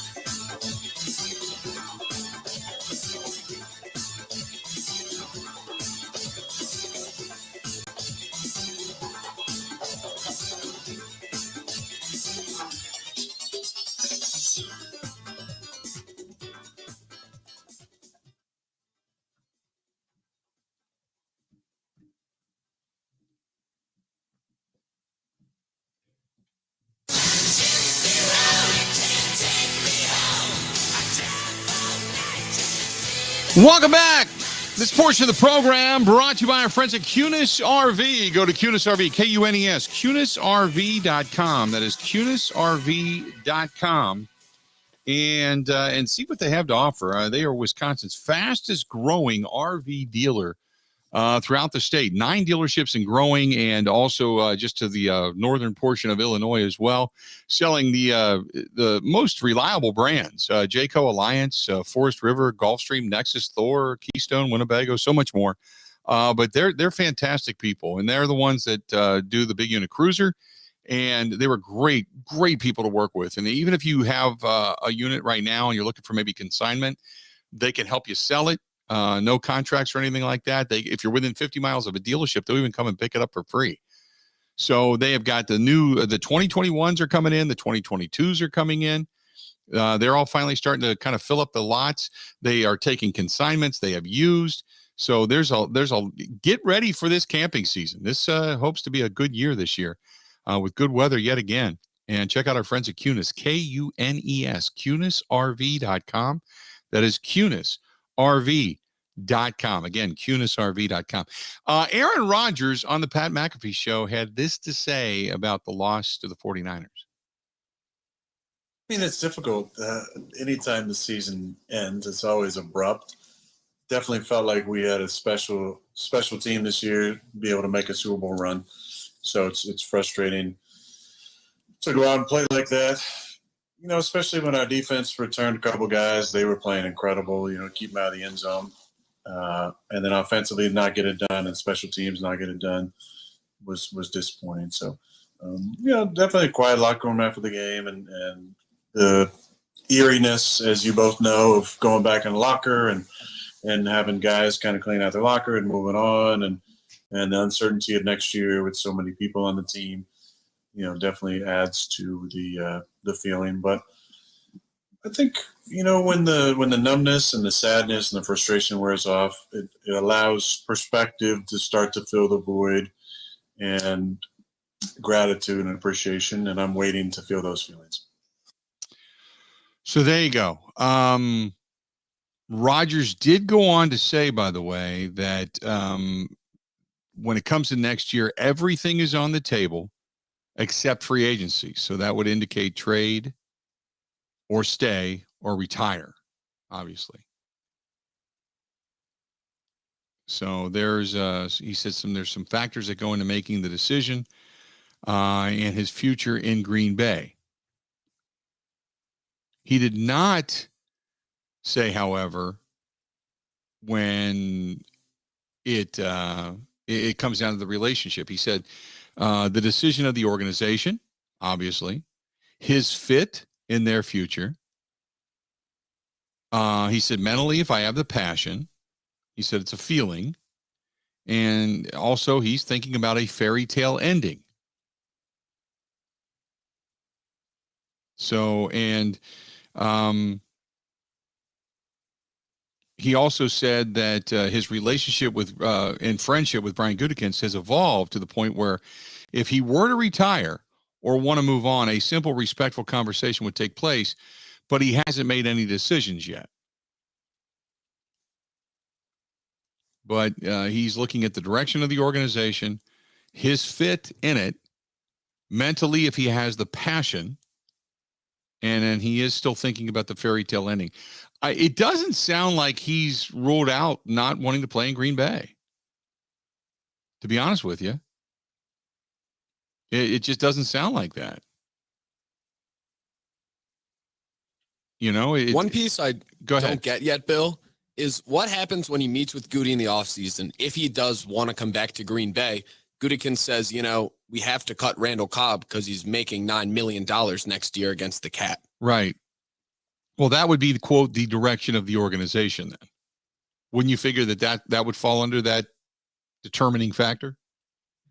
Yeah, I can't really wrap my head around it because then it would seem like a lot of the coming back, I need Randall Cobb back on my team thing from earlier this year, kind of put that aside.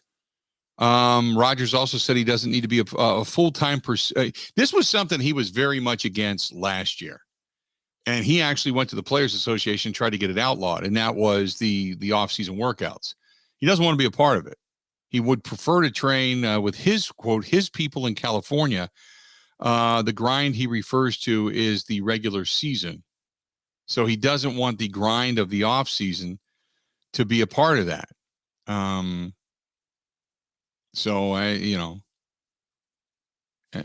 He said, based on what the Packers have said and what we know is they're not going to rebuild. They want him back. That they don't know what his mind is right now. And the Packers are one of the most talented teams in the league to compete for the title. So Rodgers saying that, I'd like to be back. I still think, and I've said this before, that go back to that last comment. And that last comment is in his discussion when he talks about the possibility of the fairy tale ending. I think he really, really, I said this before, he wants that. Yeah. I really believe that he wants that in Green Bay. I really believe that he wants to be able to ride off into the sunset like John Elway did in Denver. And I think, now I didn't think that it was as much a reality as I do today, but I think had the Packers gone on and won a Super Bowl, for many of you that said he probably would retire, that might be true. That might be true. That he might have retired. Rodgers saying there's no fear of retirement, no fear of uncertainty. It's actually exciting to be thinking about what your life could be moving forward. The one thing I will say is that once you start thinking about retirement, it's time to retire. Says it's much like he felt like last offseason. Like, hey, if I have to walk away, I'll walk away. Yep. I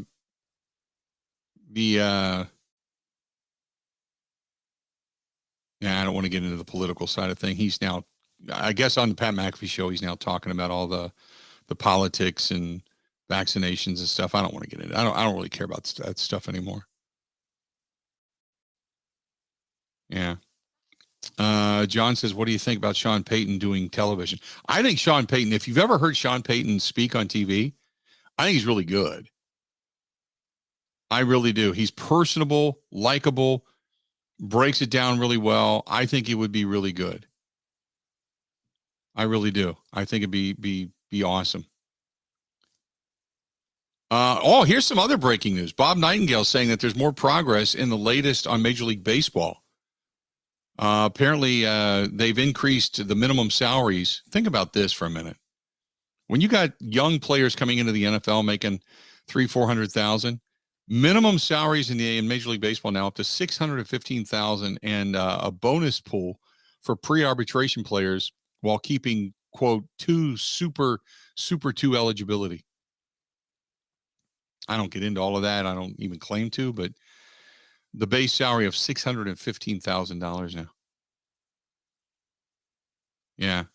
Major League Baseball has agreed to the union's framework to create a bonus pool from central revenue for the pre-arbitration players among quite a few of the other proposals that were made.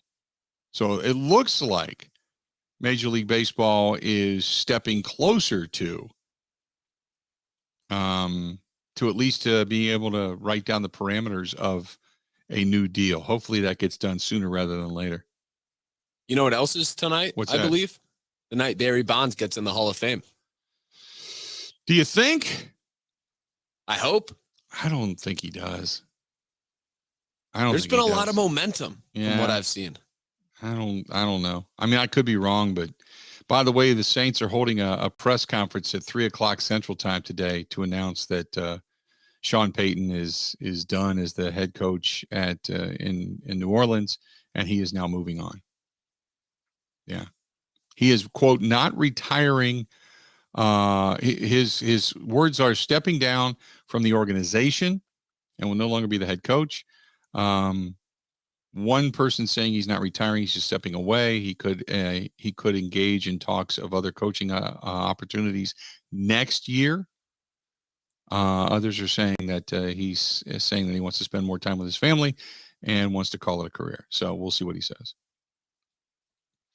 By the way, Rodgers talks about making a decision regarding retiring or coming back. He said a lot of it is feel, a lot of intuition, and a lot of imagination. I don't know what the hell the imagination part is, other than maybe believing that there is a fairy tale that's going to be at the end of the tunnel of him riding off into the sunset with a Lombardi trophy hoisted high and moving on from there. Other than that, I have no idea. A lot of stuff going on at the moment. 877-867-1670. Stay tuned. We got more of the Bill Michael Show. Covering Wisconsin sports like a blanket.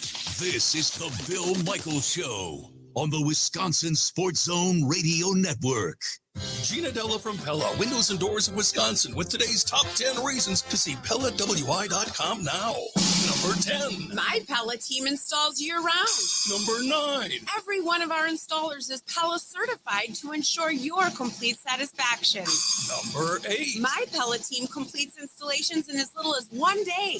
Number 7 through 5. A 2020 survey rated Pella Windows #1 for highest value, highest quality, and most preferred by Green Bay and Milwaukee homeowners. Numbers 4 and 3. Pella Windows and Doors of Wisconsin has 6 lines to fit your style and financing to fit any budget. Number 2. Now Pella Windows and Doors of Wisconsin's featured offer gives you 5 years no interest plus 5 months no payments. And the number 1 reason to see PellaWI.com now. These offers end January 31st. Set your free consultation today at PellaWI.com. Certain restrictions apply. See showroom for details.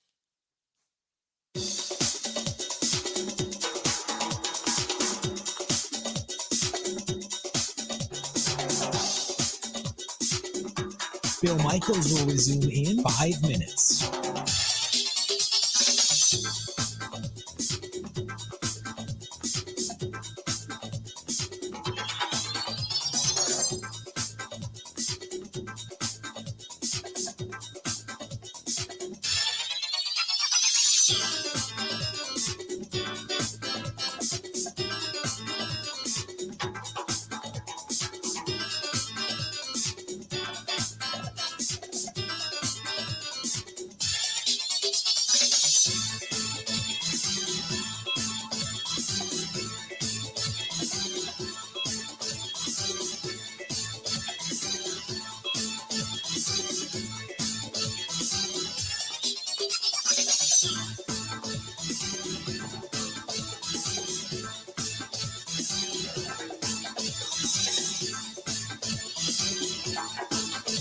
Bill Michaels will resume in 4 minutes.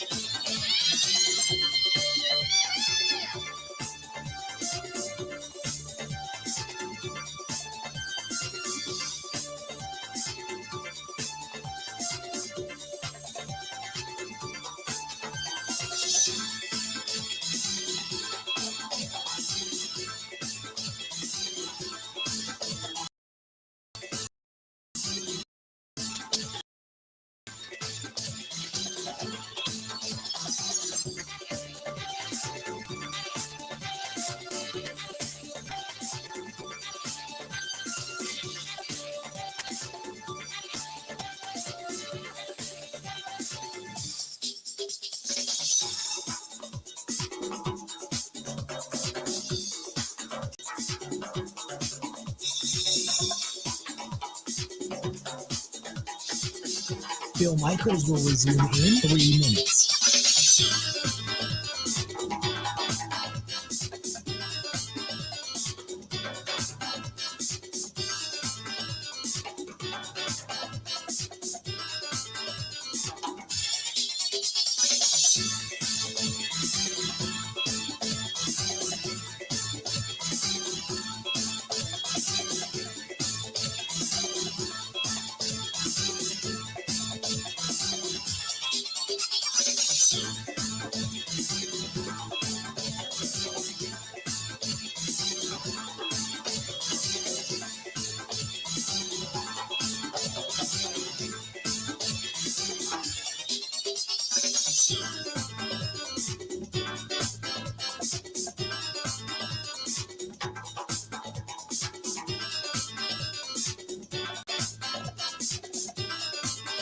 Bill Michaels will resume in 2 minutes.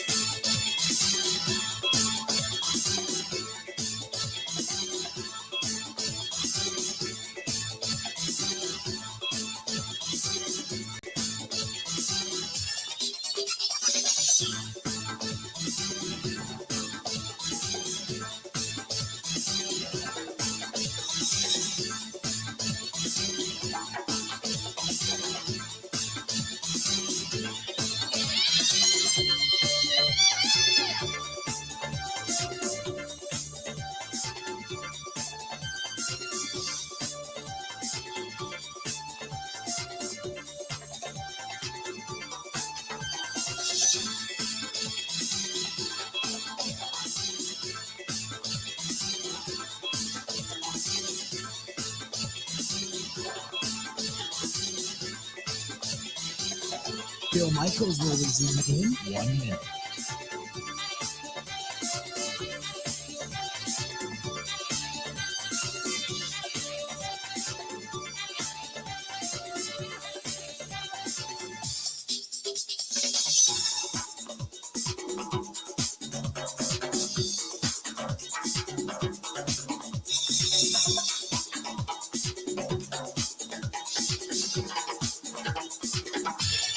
Bill Michaels will resume in 30 seconds.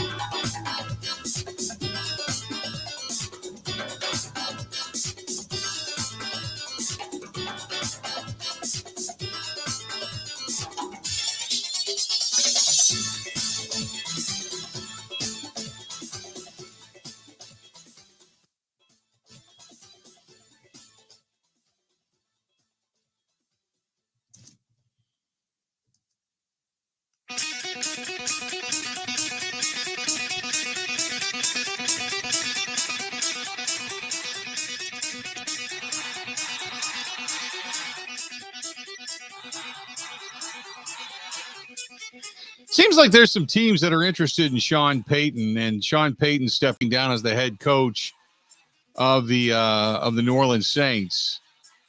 And there's a lot of NBC in New Orleans saying he's retiring, stepping down and retiring. Others are saying that he's just stepping away from coaching the Saints. I can't believe that if this is a retirement, I can't believe that he's going to be gone permanently. I got to figure that Sean Payton at some point is going to be back coaching an NFL team. I just think that this whole thing with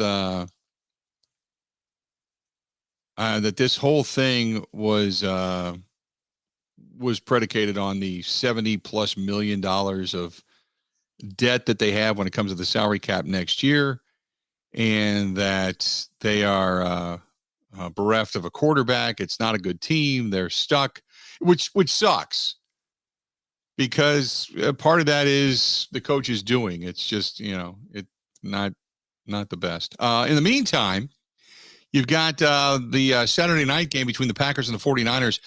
It was up by 10.6 million viewers over last year's comparable Baltimore and Buffalo game. The increase by itself is greater than the total viewership of the Oscars and the NBA Finals. Stats are for losers. And the 2021 NBA Finals. So just the increase alone carries more than just the Oscars or the NBA Finals. just the 10.6 million viewers that were over and above what it already was. So there you go.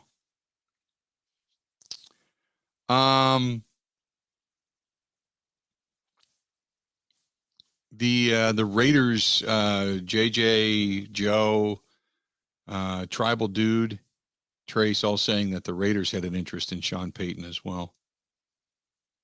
So that's what I said. If he doesn't end up with another team, then I can't imagine he's just going to retire. In the meantime, I wish this was not a topic of conversation with Aaron Rodgers, but Rodgers said that so many people were tuning into the game to root against him because of his vaccination status. God, just leave it alone. Quote, there was a ton of people tuning in, rooting against us for one reason and one reason only. It's because of my vaccination status and them wanting to see us lose so they could all pile on. Just stop. It's like, stop talking about it. Just stop talking about it. PSG says that it's a shame that he's stepping down and leaving the organization in New Orleans the way it is. He was considered one of the heroes after Hurricane Katrina.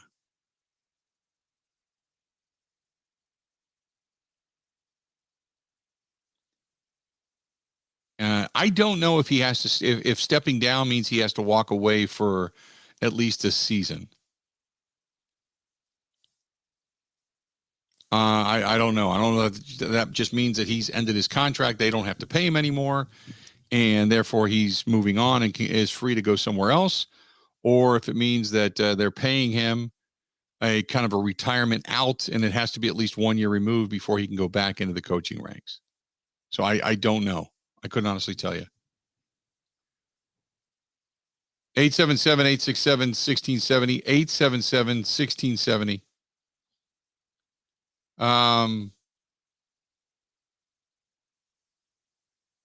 This is from Anthony. You know, I this whole thing about Rodgers and this fascination with the vaccination, and his, I don't know. I did not hear that he has broken up from his fiance.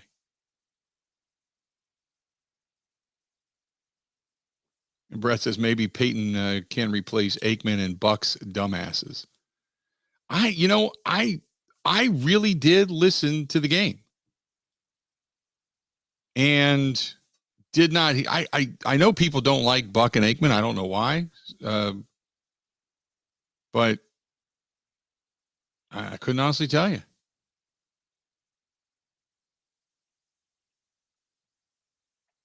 Couldn't honestly tell you. I agree, though, and I said this before, Sean Payton would make a really good television analyst. If you've ever heard him speak, he's really good.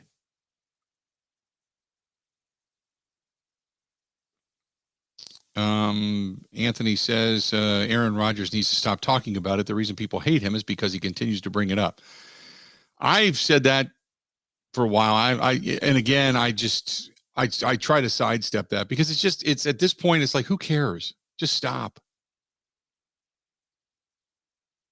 Stop talking about it. So I have no idea. And Edward says, you're a PR guy. How could you? Well, I'm a talk show host. I mean, if I'm a PR guy, if I'm looking at a PR person for Aaron Rodgers, for him, if that's what you're asking for what's gone on, I'd say shut up. Stop talking about it. What lasts in today's society is about a 24 to 48 hour news cycle, and then people begin to forget, or they just don't care anymore. But you keep bringing it up. That's the problem. When you keep bringing it up, it's right there in front of people. And the same people, you're not going to convince them. And the same people you made mad before are only going to get more pissed off now. You stop talking. Talk football. You know what? If you want to get out of people's crosshairs, talk about good things.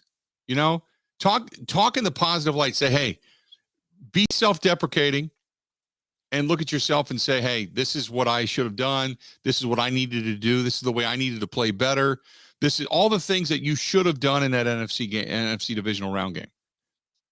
You know, this is what I needed to do. Talk about guys that you really like. Talk about a lot of positive things. You know, do that. That's the way you kind of get out of people's crosshairs.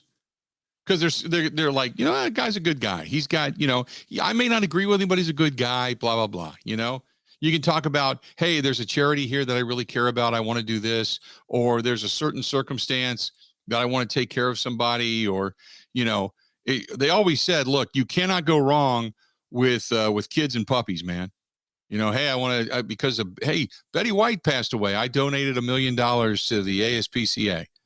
You know, I obviously I've, you know, adopted a couple of dogs. I really enjoy them, but you can do a lot of things to bring people back to you. But but pounding on the same thing, saying people are against me. It's the woke culture. It's the cancel culture. It's the anti-vaxxers. It's, it's like, just stop. Did you ever think that maybe you lost the game because of you? Did you ever think that people are against you because you misled people? Had you come out and said, look, I just don't believe in the vaccination. You know, there's not enough real data out there that I can really kind of have faith in. And I'm concerned about my body and later down the road. And I get it. And everybody should choose their own and blah, blah, blah. But you didn't. You were arrogant. You thought you were smarter than everybody else. And, you know, and then you act as if some doctor and this whole medical team that, you know, worked with you that said, this is what your body and your makeup is and your DNA. And instead you went all Joe Rogan on people and you're like, what? Yeah. You know, and you sound like one of these people that live in the middle of a desert and can see aliens flying around you. And, you know, they're looking in your window when everybody else, because you're the greatest thing ever. That's what it sounds like. It's like, stop. You know, stop. You stop talking about it. People stop talking about it. Well, I didn't realize I'm that late. Let's do this. We'll step away, take a quick break. More of the Bill Michaels Show next. Ready? This is the Bill Michaels Show on the Wisconsin Sports Zone Radio Network.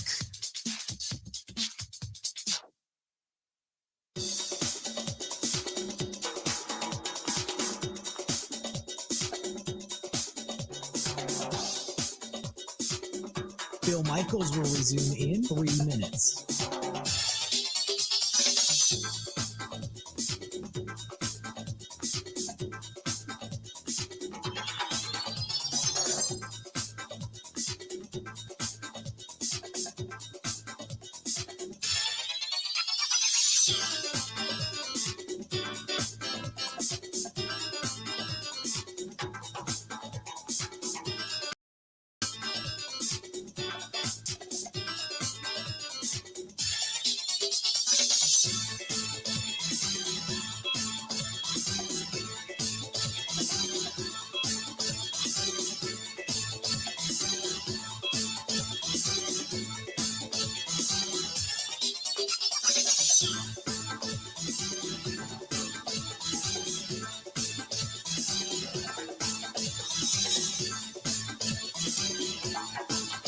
Bill Michaels will resume in 2 minutes.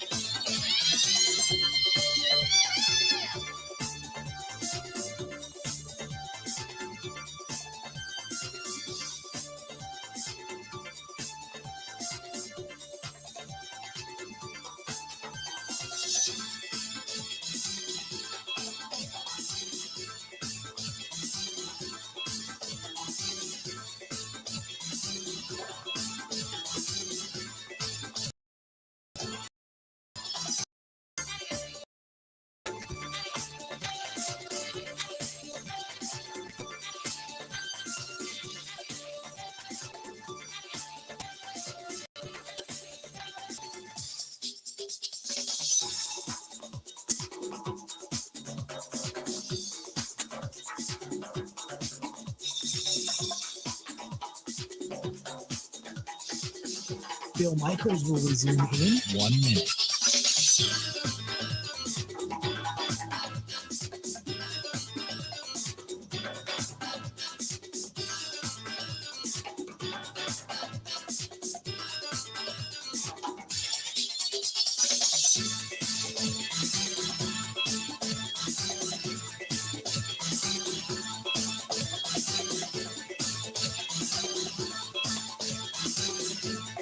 Bill Michaels will resume in 30 seconds.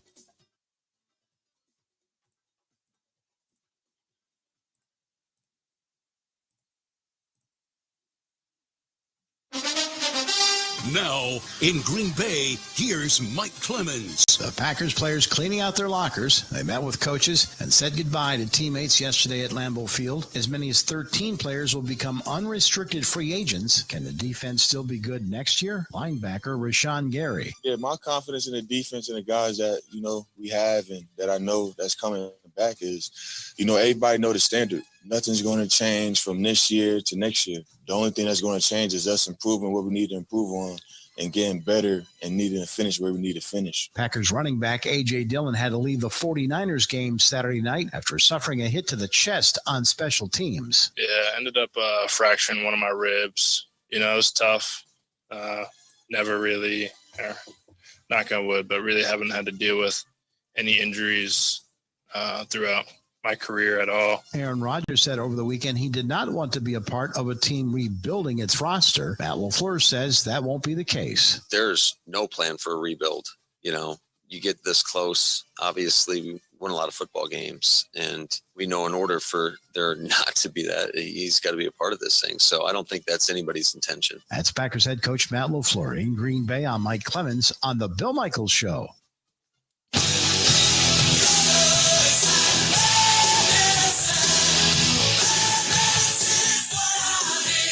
Welcome back.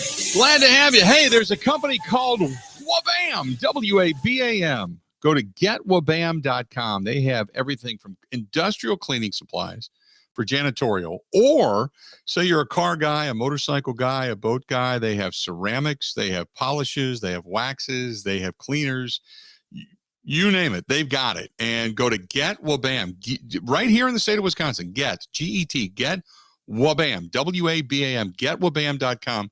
That is getwabam.com. I've been telling you for a long time about the product Whiplash. If you're a motorcyclist or a car enthusiast for that matter, put it on the front, and bugs and stuff blow right off. Blow right off. It doesn't leave the stain.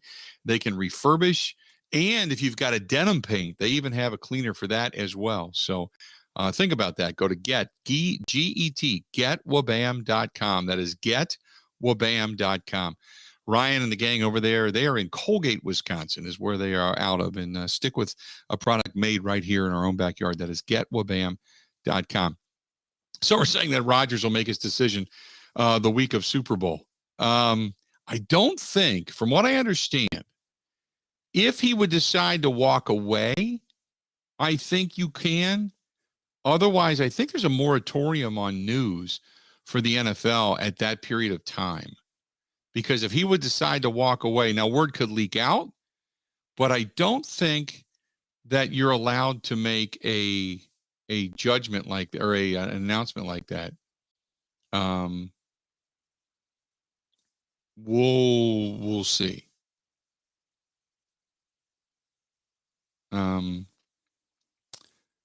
SJ saying that they're saying Rodgers is more of a free-thinking West Coast kind of guy. We've known that. That's not breaking news. We've known that for a long time. Anybody that would say that, I'd look them in the eye and go, duh. If you haven't figured that out by now, this is a guy that when everybody else is chugging beer, he's doing 3 fingers of scotch, 2 fingers of scotch. Remember that. He's talking about, these deeper Zen thinking. He's traveling with Danica Patrick to go see the Dalai Lama. When you got other guys, here in the Midwest, they're going to a steakhouse and pounding brews, you know? I'm just having a good time out here with Tom. Yeah, I'm just having a good time with Tom, you know, just me and Tom. I really think he wants to be Tom Brady-esque too. And I don't think he walks away the same time Brady does. Because put it this way, if they both walked away the same time, who's the bigger star on stage when they're for the Hall of Fame? You know? Think about that. I don't think he retires. I just don't.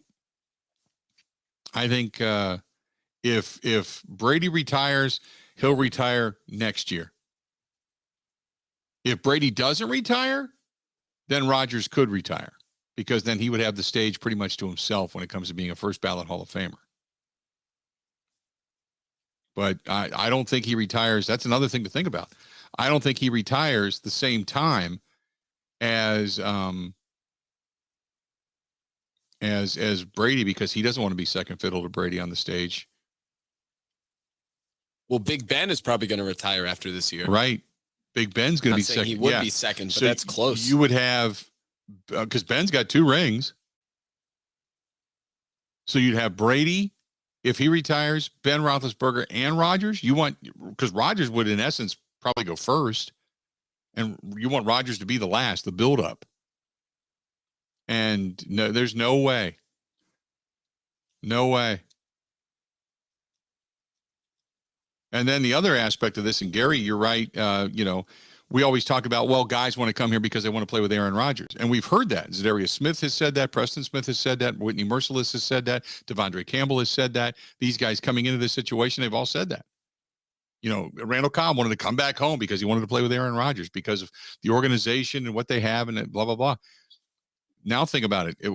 Other than if you have a free agent that's out there, you still have the stigma that is Green Bay, the almighty Green Bay Packers. But if you're not winning, the only thing that's bringing you to Green Bay is the money. Serious money. Serious money. Think about that. Because you don't have a whole lot of people beating down the door to say, you know what, I got to come there, man. I want to play in the cold. I want to play with Jordan Love. No. Nay. Ain't happening. You got to pay him.